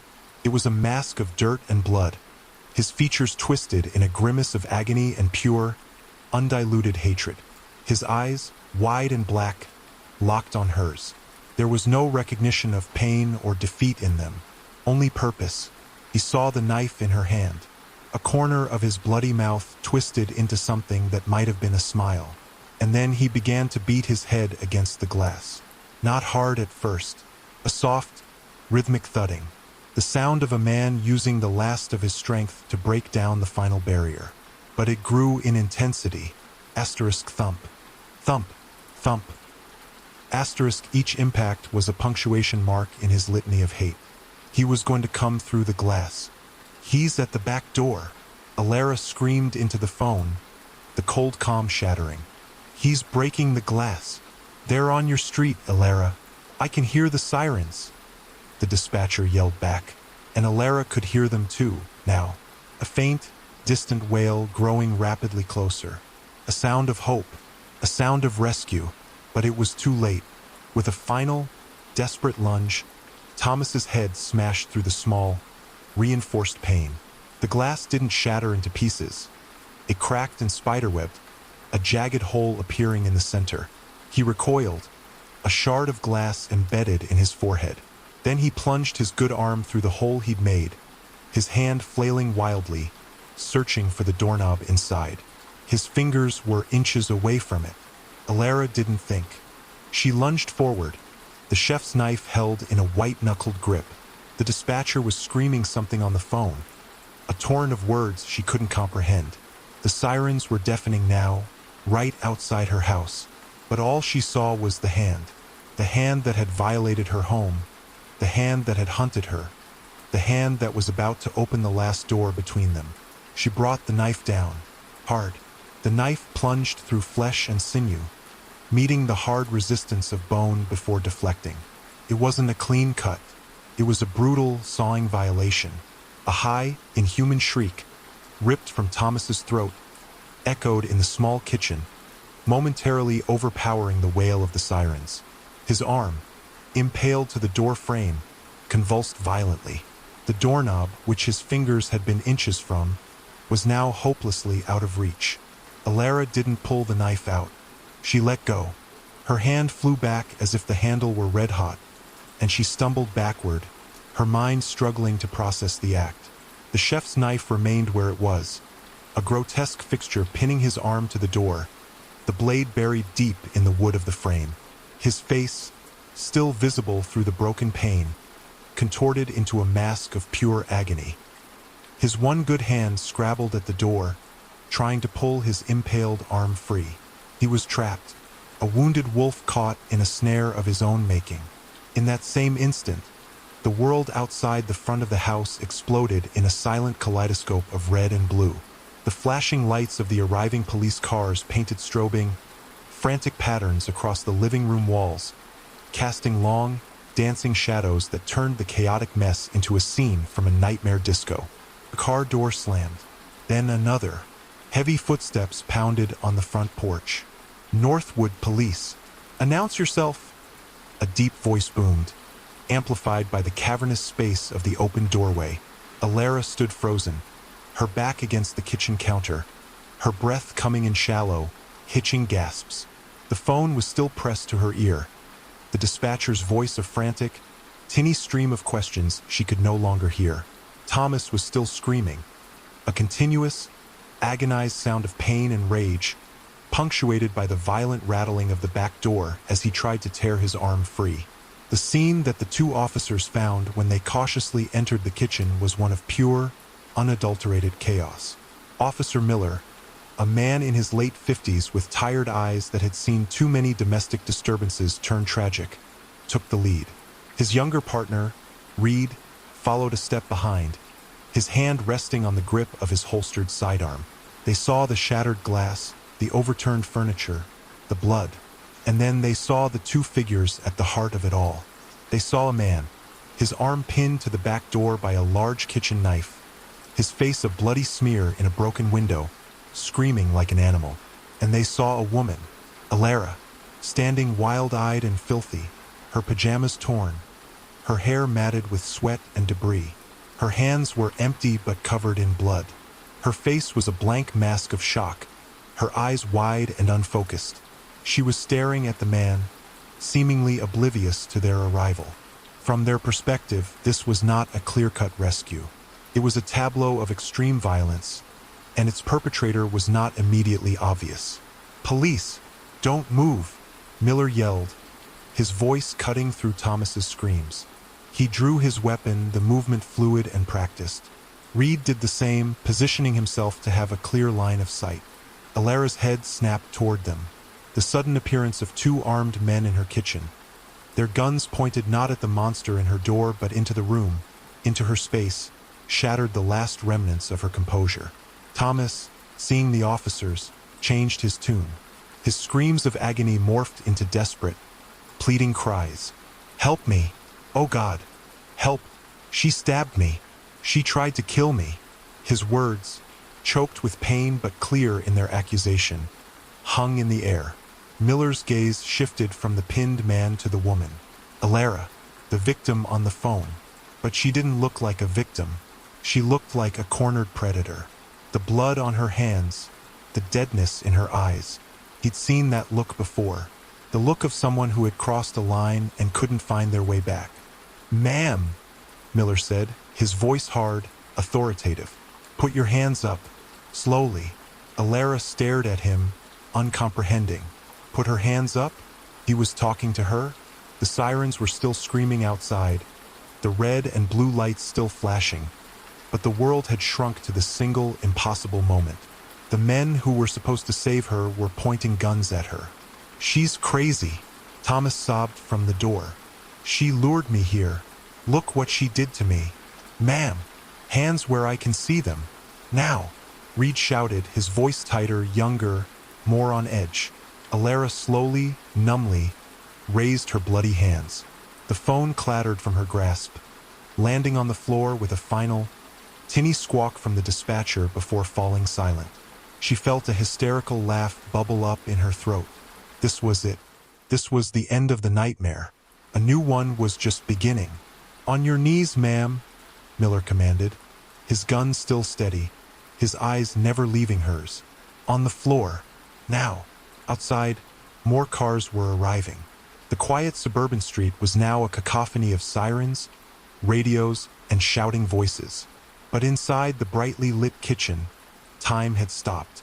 There was only the screaming man pinned to the door, the two armed police officers and Alara, the survivor, being ordered to her knees at the center of her own desecrated home. The linoleum was cold against her knees. The position was one of surrender, of supplication. Her mind, fractured and reeling, struggled to reconcile the reality of the situation with the narrative that had been her life for the past few hours. She was the victim. She was the one who had been hunted. Yet here she was, on her knees with guns trained on her. Thomas's sobs and accusations from the back door provided a grotesque soundtrack to her debasement. "She kept calling me, begging me to come over," said she was scared. He wept, a masterful performance of a good Samaritan caught in a honey trap. "When I got here, she just snapped, came at me with that knife." Officer Miller, his gun still trained on Alara, barked at his partner. "Reed, secure him. Get paramedics in here." Reed holstered his weapon and cautiously approached the back door, stepping around the debris with a practiced sidestep. He spoke into his shoulder mic, his voice a low, urgent murmur. "We have one male, non-fatal GSW. Scratch that, it's a stab wound. Arm pinned to the door frame. Need EMTs at the kitchen entrance. Suspect is one female at gunpoint. Suspect." The word registered in Alara's shock-addled brain. That's what she was now, a suspect. Reed reached the door and began to assess the situation with Thomas. "Sir, calm down. We're going to get you out of there." Miller took a step closer to Alara. "What's your name, ma'am?" His voice was still hard, but a fraction less aggressive. He was processing the scene, the sheer strangeness of it. The 911 call had been a woman in terror. The man pinned to the door was the monster she had described. But the scene didn't quite add up. It was too messy, too chaotic. "Alara," she whispered, her voice a dry, cracked thing. "Alara Vance." "Okay, Alara," Miller said, the use of her first name a subtle shift in tactics. "I'm going to need you to tell me what happened here, from the beginning." Before she could form a coherent sentence, A new team of people crowded into the kitchen. Two paramedics with a large red bag and a folding stretcher, their faces a mixture of professional calm and undisguised shock at the scene. They immediately went to work on Thomas, their voices a low, soothing counterpoint to his continued cries of pain. "Sir, we're going to have to cut a piece of the door out around the knife," one of them said. "We can't pull it out here." The sheer bizarreness of the logistics, the need for a saw to extricate the man she had stabbed, added another layer of surreality to the moment. Alara watched, detached, as if viewing a particularly strange piece of performance art. Miller crouched down, bringing himself closer to her level, though his gun remained pointed in her general direction. "Alara, talk to me," the dispatcher said. A man broke in. "Is that him?" He nodded his head toward the chaos at the back door.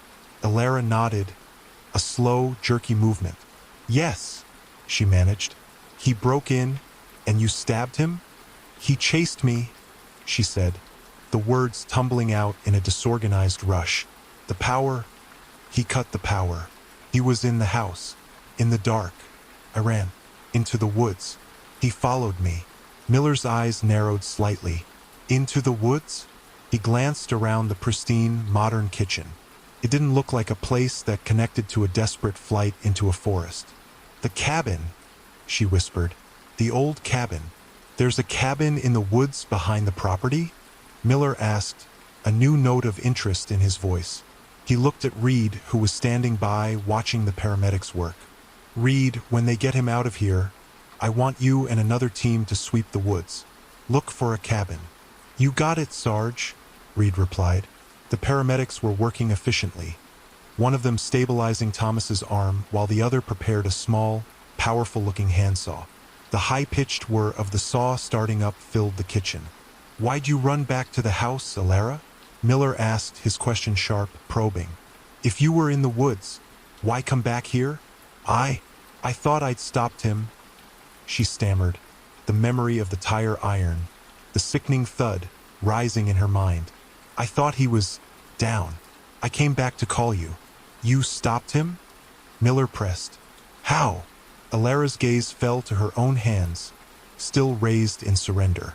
They were filthy, scratched, and bloody. "I hit him." "With what?" "A tire iron," she said, the words sounding weak, insane. "It was in the cabin." Miller's expression was unreadable. He had heard 1,000 stories in his career. Many of them were lies. Many were half-truths. A few, the most memorable ones, were horrifyingly, unbelievably true. He was trying to decide which category this one fell into. The saw cut through the door frame with a sharp, whining sound. A square of wood, with the knife and Thomas's arm still attached, came free. The paramedics carefully maneuvered him away from the door and onto the stretcher. His cries subsided into low, pathetic whimpers as they administered a painkiller. As they wheeled him out, his eyes, wild with pain and malice, locked onto Alara's. He opened his mouth, and with the last of his strength, he mouthed a single silent word at her. "Promise. Soon." A cold dread, deeper and more profound than the fear she had felt during the chase, settled over Alara. This wasn't over. He would heal. He would have a lawyer. He would twist the story. His word, the word of a quiet, helpful hardware store employee, against the frantic, unbelievable tale of a woman who had nearly killed him. A female officer entered the kitchen. She had a kind, tired face and a blanket draped over her arm. She approached Alara slowly. "Ma'am, I'm Officer Grant. Can you stand up for me? Let's get this blanket around you." As Alara numbly allowed the officer to help her to her feet and wrap the coarse wool blanket around her shoulders, she overheard Reed talking to Miller by the now mutilated back door. "Sarge," Reed said, his voice low. "We ran his name, Thomas Allen. He has a record." Miller's head snapped up. "A record for what?" "Nothing violent. A couple of restraining orders. Peeping Tom complaint last year, but the charges were dropped. The complainant moved away, wouldn't testify. The information hung in the air. It was a piece of the puzzle. A small piece, but it fit." Miller looked at Alara. his gaze softening almost imperceptibly. "Alara," he said, his voice now gentle, "I need you to come down to the station. We need to take your formal statement." He paused. "You're not under arrest, but we need to figure out exactly what happened here tonight." Alara just nodded, as Officer Grant led her out of the kitchen, through the living room full of uniformed officers, and out the front door into the flashing, chaotic night. She felt a strange sense of detachment. She was leaving her home, but it no longer felt like hers. It was a crime scene, a stage, and the play was far from over. The final act was yet to be written, and she had no idea what her role in it would be. Victim, witness, or suspect. The world outside her house was a sterile, procedural landscape. Yellow tape was already being spooled out, creating a crisp, geometric perimeter around her messy, organic terror. Neighbors, drawn from their beds by the commotion, stood in huddled groups on their lawns, their faces illuminated by the flashing lights, their expressions a mixture of fear and morbid curiosity. Alara saw Mrs. Gable from 2 houses down, the woman she sometimes waved to while getting her mail, clutching her robe shut and staring with wide, horrified eyes. Alara was no longer the quiet new neighbor. She was a spectacle, the epicenter of the night's chaos.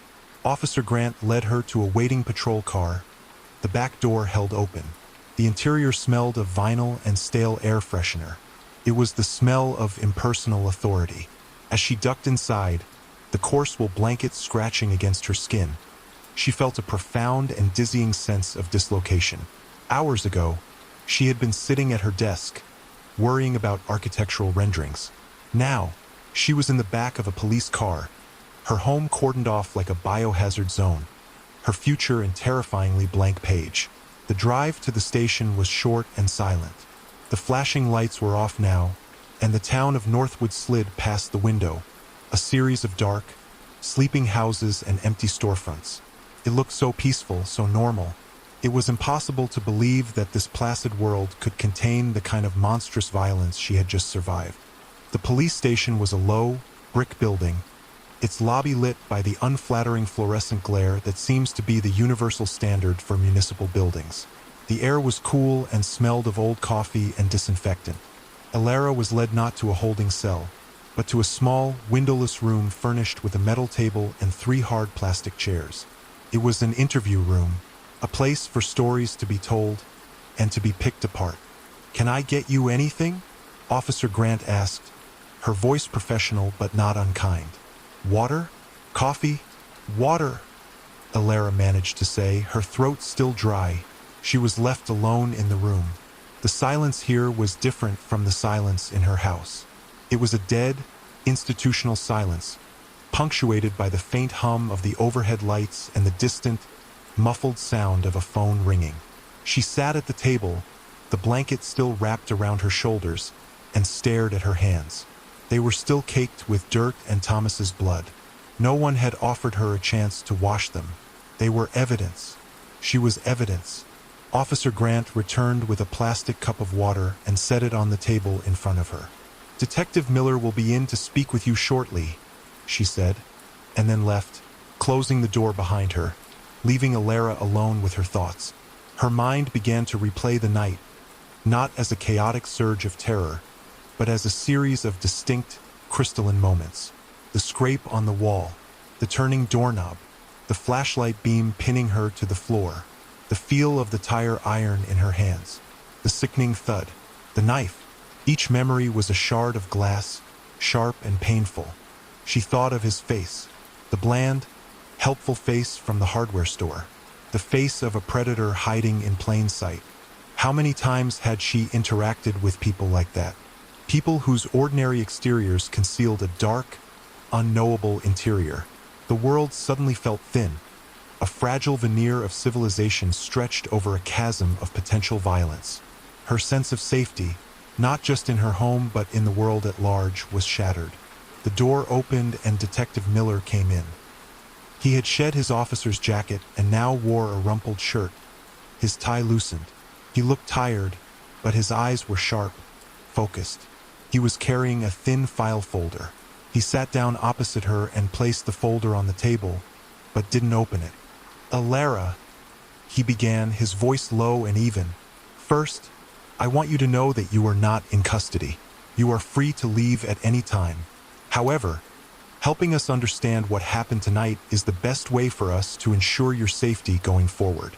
It was a standard speech, but the phrase ensure your safety going forward landed with a heavy weight. It acknowledged that this wasn't over. He's not dead, she said. It wasn't a question. No, Miller confirmed. He's at the hospital in surgery.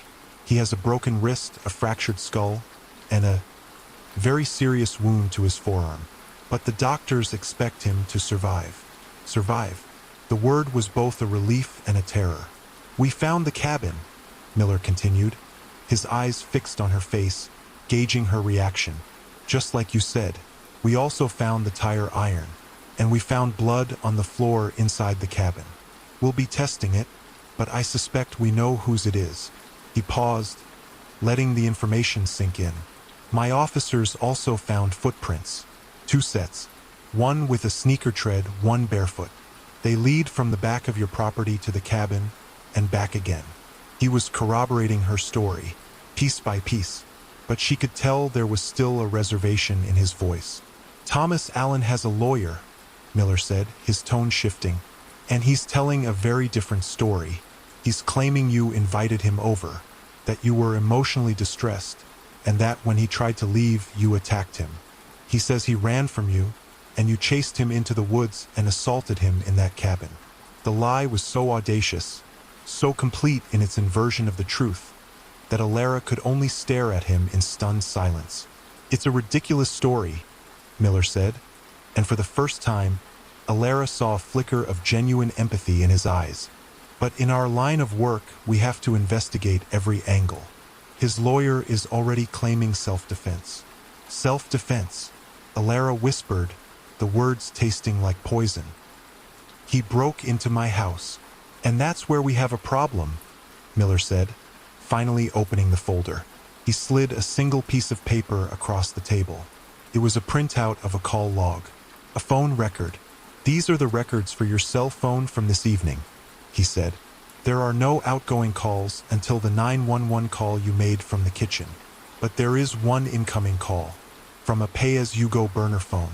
The call was made at 12:47 a.m., and it lasted for 3 minutes. Alara stared at the paper, her mind blank. A call? She hadn't answered her phone. Thomas Allen claims that was him, Miller said quietly. He claims you called him earlier in the day, from a blocked number, and asked him to call you back after midnight. He's saying this call, right here, is him calling you back as you requested. That's not true, Alara said, shaking her head. My phone was on my desk. I didn't answer any calls. Is it possible it went to voicemail? Miller asked. That he left a message? I don't know, she stammered. The idea that he had not only stalked her, but had also constructed a false narrative, a breadcrumb trail of fabricated evidence, was dizzying. He hadn't just been planning an assault. He had been planning his alibi. We'll get a warrant for your voicemail records, Miller said, sliding the paper back into the folder. Alara, I'm going to be honest with you. On the surface, this looks like a clear case of a woman defending herself from a violent intruder. But Alan is smart, and he's manipulative. He's already planting seeds of doubt. He's painting you as unstable. The fact that you moved here recently, that you live alone. His lawyer will use all of that to create a picture of a lonely, desperate woman. Alara felt a cold knot of anger form in her stomach. Her independence, her hard-won solitude, was being twisted into a weapon against her. What do I do? She asked, her voice barely a whisper. You tell me the truth, Miller said, leaning forward. Everything. From the very first moment you felt something was wrong.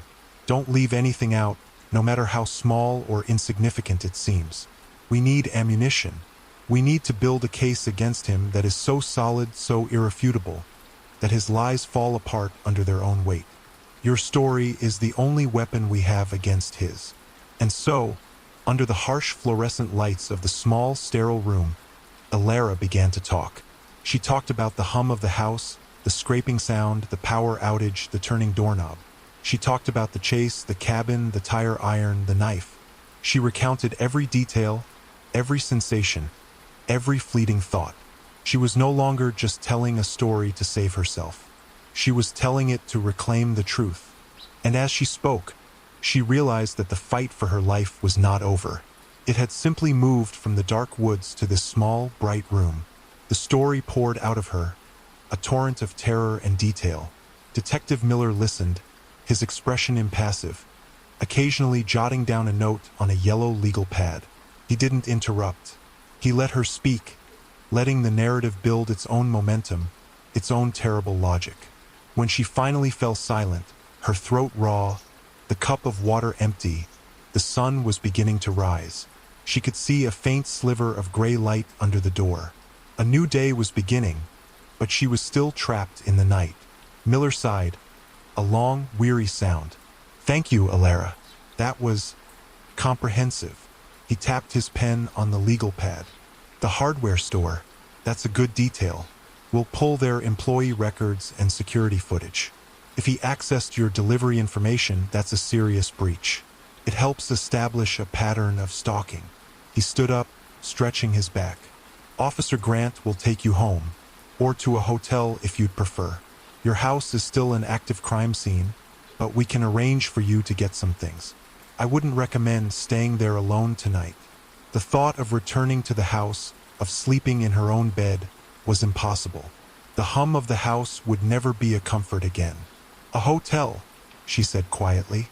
"We'll also have an officer stationed outside your room," Miller added. "Just as a precaution. Precaution. A guard."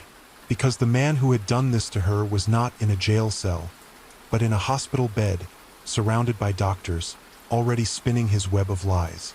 The process of returning to her house was a sterile, surreal affair. She was escorted by Officer Grant, the yellow tape parted for them like a curtain. Inside, the chaos had been organized. Small, numbered evidence markers dotted the floor, highlighting the paring knife, the shattered mug, the bloodstains. Her home felt like a museum exhibit of her own trauma. She moved through the rooms in a daze, grabbing essentials. A change of clothes, toiletries, her wallet, her laptop. Every object felt foreign, tainted. When she entered her bedroom, she saw that the drawers of her dresser were slightly ajar. He had been in here. He had touched her things. The violation felt deeper now, in the clear light of day. He hadn't just been searching for valuables. He had been searching for her, acquainting himself with the fabric of her life before he tried to tear it apart. The hotel was a generic, anonymous place on the main highway, clean, beige, and utterly soulless, which was exactly what she needed. She showered for a long time, scrubbing at the dirt and the phantom feeling of his presence on her skin, letting the hot water wash away the blood that was not her own. When she looked in the mirror, a stranger looked back. Her face was pale and drawn, her eyes bruised with exhaustion. A long, angry scratch ran from her temple down her cheek, a souvenir from a thorny vine in the woods. This was her new face, the face of an unwilling survivor. She spent the next 2 days in a state of suspended animation. She ordered room service and barely ate. She turned on the television but didn't watch it. She opened her laptop but couldn't bring herself to work. The intricate lines of her architectural designs seemed frivolous, meaningless. She had spent her career designing safe, beautiful spaces for others, yet she had failed to secure her own. Detective Miller called her twice a day, his voice a steady, grounding presence in the fog of her trauma. He updated her on the case with a professional detachment that she found both frustrating and comforting. "We confirmed it," he said on the second day. "Thomas Allen was the employee who processed your paint and lumber order. We have a signed receipt with your name and address on it. He had access." Another piece of the puzzle clicked into place. "His lawyer is filing a motion to have the evidence from the cabin suppressed," Miller continued, his voice tight with annoyance. "He's claiming you had no right to be there, that you were trespassing on his family's property, and that anything you found there, i.e. the tire iron, is inadmissible." The audacity of the claim was breathtaking. "But he chased me there," Alara said, her voice shaking. I know, Miller said, and we'll fight it. But I'm telling you, Alara, this is the kind of fight it's going to be. He's going to attack you on every front. Your character, your actions, your state of mind. We need to be prepared. They had also recovered the voicemail from the burner phone. It was exactly as Miller had feared. The message, left at 12:47 a.m., was Thomas's voice, calm and clear. Hey Alara, it's Tom. Got your message. Sounds like you're having a rough night. I'm just leaving work now, but I'll head over. Hang in there. It was a perfectly crafted piece of deception. Preemptive alibi. On the third day, her world shrank to the size of a television screen. A local news van was parked outside the hotel. A reporter, a young woman with sharp features and a microphone clutched like a weapon, was speaking to the camera. Behind her was a picture of Alara's house. The yellow tape a stark banner across the familiar porch. Then they showed a photo of Thomas Allen. It was a smiling, clean-cut employee photo from the hardware store. He looked like a Boy Scout. Next to it, they showed a photo of Alara. It was her professional headshot from her company's website. She looked severe, serious, successful. The narrative was already being written for the public. The helpful young man and the cold, older woman. The victim and the aggressor. The story was carefully worded, citing an ongoing investigation into a violent domestic incident. It mentioned that Thomas Allen was recovering from serious injuries, and that Alara Vance was assisting police with their inquiries. The implication was clear. She was, at best, a person of interest, at worst, a suspect. The media attention brought a new kind of terror. Her solitude had been stripped away. Her private nightmare turned into public speculation. Her phone, which she had charged and turned back on, began to buzz with notifications. Friends, former colleagues, family members she hadn't spoken to in years. The messages were a mixture of concern, confusion, and morbid curiosity. Asterisk Alara, are you okay? What happened? We saw the news. Asterisk each message felt like a violation, a demand for a piece of her story, a story she was not yet ready to tell. Then came a call from a number she didn't recognize. She ignored it, called back immediately. She silenced it. A text message appeared on the screen. Asterisk Alara, it's Liam. I saw the news. For God's sake, call me. Asterisk. The name hit her with the force of a physical blow. Liam. A ghost from her past. A life she had deliberately, surgically removed herself from. His sudden reappearance felt like a tectonic shift. Another crack in the foundations of her already crumbling world. She had run from him, from the suffocating weight of their shared life, only to find herself in a situation so dire, so isolating, that his ghost was now knocking at her door. She stared at his name on the screen, her thumb hovering over the delete button. She didn't want to talk to him. She didn't want his concern, his judgment, his inevitable "I told you so." But she was so utterly, terrifyingly alone. Detective Miller was an ally, but a professional one. Officer Grant was kind, but it was her job.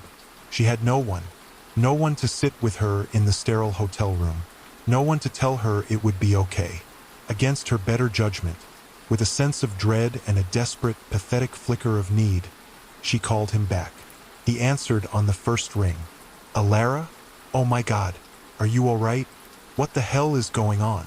His voice, so familiar, so laden with a history she had tried to escape, was the most comforting and terrifying sound she had heard in days. The sound of his voice was an artifact from a different life, a different world. A world of brunch reservations and arguments about laundry. A world where the most frightening thing was the prospect of an awkward dinner with his parents. Hearing it now, in the sterile quiet of the hotel room, felt like listening to a ghost. I'm on the next flight out, Liam said, his voice stripped of the usual layers of irony and defensiveness. It was just raw, unvarnished concern. I'll be there by morning. Text me the name of your hotel. Don't argue, Alara. Just do it. She didn't have the energy to argue. For the first time in a long time, the thought of his presence felt less like an intrusion and more like an anchor.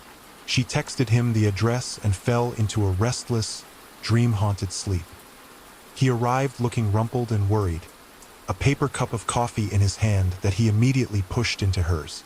He didn't hug her, didn't touch her, as if he understood that physical contact was a fraught currency now. He just looked at her, his gaze taking in the scratch on her face, the exhaustion in her eyes. "Okay," he said softly. "What do we do?" The "we" was a profound comfort.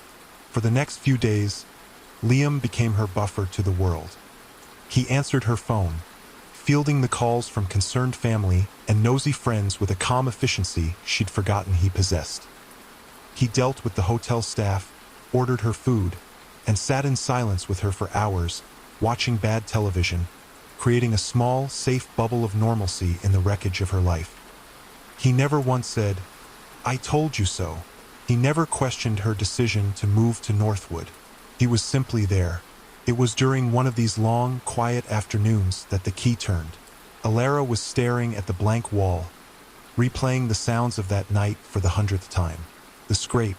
It was the first sound, the one that had started it all. She had dismissed it, rationalized it. But now, her architect's mind, the part of her trained to understand materials and their interactions, began to analyze it. It wasn't a branch. It was too consistent. It wasn't a fingernail. The sound was too sharp, too thin. It wasn't just metal. It was a specific kind of metal. A blade. She sat up, her eyes wide. "My laptop," she said, her voice urgent. Liam passed it to her from the bedside table. She opened her design software, her fingers flying across the trackpad with a purpose she hadn't felt in days. She pulled up a blank canvas and began to sketch. Not a building, but a sound. A cross-section of her exterior wall. The wood siding, the vapor barrier, the sheathing. Then, she drew the object that had made the sound. A thin, flat, angled piece of metal, held at a low angle and dragged with steady pressure. "It was a utility knife," she whispered, looking at the drawing. "The kind you use to score drywall or cut shingles." He was dragging the blade flat against the siding. Not to cut it, just to make a noise. A sound no animal would make. A sound designed to terrify. She looked at Liam, her eyes blazing with a cold fire. "He sells them every day. He probably had one in his pocket." She called Detective Miller. She didn't just tell him. She explained it like an expert witness, detailing the acoustics, the materials, the specific properties of the sound. She emailed him her sketch. There was a long silence on the other end of the line. "Alara," Miller said finally, his voice filled with a new respect. "That's the best lead we've had all week." It was the turning point. Armed with her specific, actionable intelligence, Miller secured a new, more expansive warrant. They didn't just search Thomas's apartment. They searched his car, his work locker, his life. In the glove compartment of his car, they found a multi-pack of utility knife blades with one blade missing. On the blades still in his knife, they found microscopic traces of beige paint, a perfect match to the siding on Alara's house. The digital forensics team uncovered his internet history. Weeks of searches for her name, her architectural firm, satellite maps of her property. Articles on how to disable a residential electrical main, and average police response times in Northwood County. And most damningly, a deleted file on his computer. A draft of a story, a fantasy he had written, detailing how he would terrorize a woman in her isolated home. A woman who looked just like Alara. His carefully constructed web of lies, his preemptive alibi, his persona as a helpful victim. It all disintegrated under the weight of his own meticulous, obsessive preparation. Faced with the mountain of evidence, Thomas Allen confessed. The news broke a week later. The smiling photo of Thomas was replaced by a sullen, grim-faced mugshot. The headline read, "Hardware store stalker confesses to kidnapping and assault plot." The story detailed his long-running obsession, the calculated terror, Alara's harrowing escape, and her final, desperate act of self-defense. She was no longer a suspect or a person of interest. She was a survivor, the hero of her own story. A few days later, Liam was packing his small suitcase to leave. The legal battle was far from over. There would be a trial, a sentencing, but the immediate crisis had passed. The truth was out. You could come back with me, he said quietly, not looking at her, just for a while, until you figure things out. Alara looked around the beige hotel room that had been her sanctuary and her prison. She thought of the house in Northwood, its hum forever silenced, its memory forever tainted. Then she thought of the future. Thank you, Liam, she said, and she meant it more than she had ever meant anything. For everything. You didn't have to come. Yes, I did, he said simply. She shook her head gently. I can't go back. Not to the house, and not to the life I had before. I moved here to find my own space, my own quiet. I almost died defending it. I'm not going to give it up now that I've finally won it back. He nodded, understanding dawning in his eyes. This wasn't a rekindling. It was a final, respectful closure. He zipped his bag and stood at the door. Take care of yourself, Alara. I will, she said, and for the first time she knew it was true. 6 months later, Alara stood before a large drafting table in a bright, airy loft apartment in a city she had never lived in before. Sunlight streamed through the massive industrial windows, illuminating the floating dust motes and the clean, minimalist lines of her new home. It was smaller than the house in Northwood, but it felt infinitely larger. She had sold the house, every piece of furniture in it, every ghost it contained. She had walked away with nothing but her laptop and the clothes on her back, and had never felt so unburdened. Thomas Allen had been sentenced to 20 years in prison. His confession had spared her the trauma of a trial. She had attended the sentencing, had stood before him and read her victim impact statement, her voice clear and steady. She had looked him in the eye as she described the life he had tried to steal from her, and the strength she had found in taking it back. He had not met her gaze. On her drafting table was a new project. It wasn't a sprawling mansion for a wealthy client. It was a pro bono design for a new women's shelter. She had poured everything she had learned into it. The sight lines were clear and unobstructed. The locks were biometric. The exterior lighting was layered and intelligent, eliminating every shadow. The windows were made of impact-resistant glass. It was a fortress, but it didn't look like one. It was beautiful, open, and filled with light. A space designed not just for security, but for healing. The city hummed around her, a vibrant, living sound of traffic and people and life. It was a different kind of hum from the one she'd known in Northwood. It wasn't the sound of a house settling. It was the sound of a world moving forward. She took a slow, deep breath, feeling the quiet of her own apartment settle around her. It was a different kind of quiet, too. It wasn't the silence of solitude, which she now knew could be a fragile and dangerous thing. It was the silence of peace, a peace she had fought for, a peace she had earned, a peace she had built for herself, one line at a time. She was home.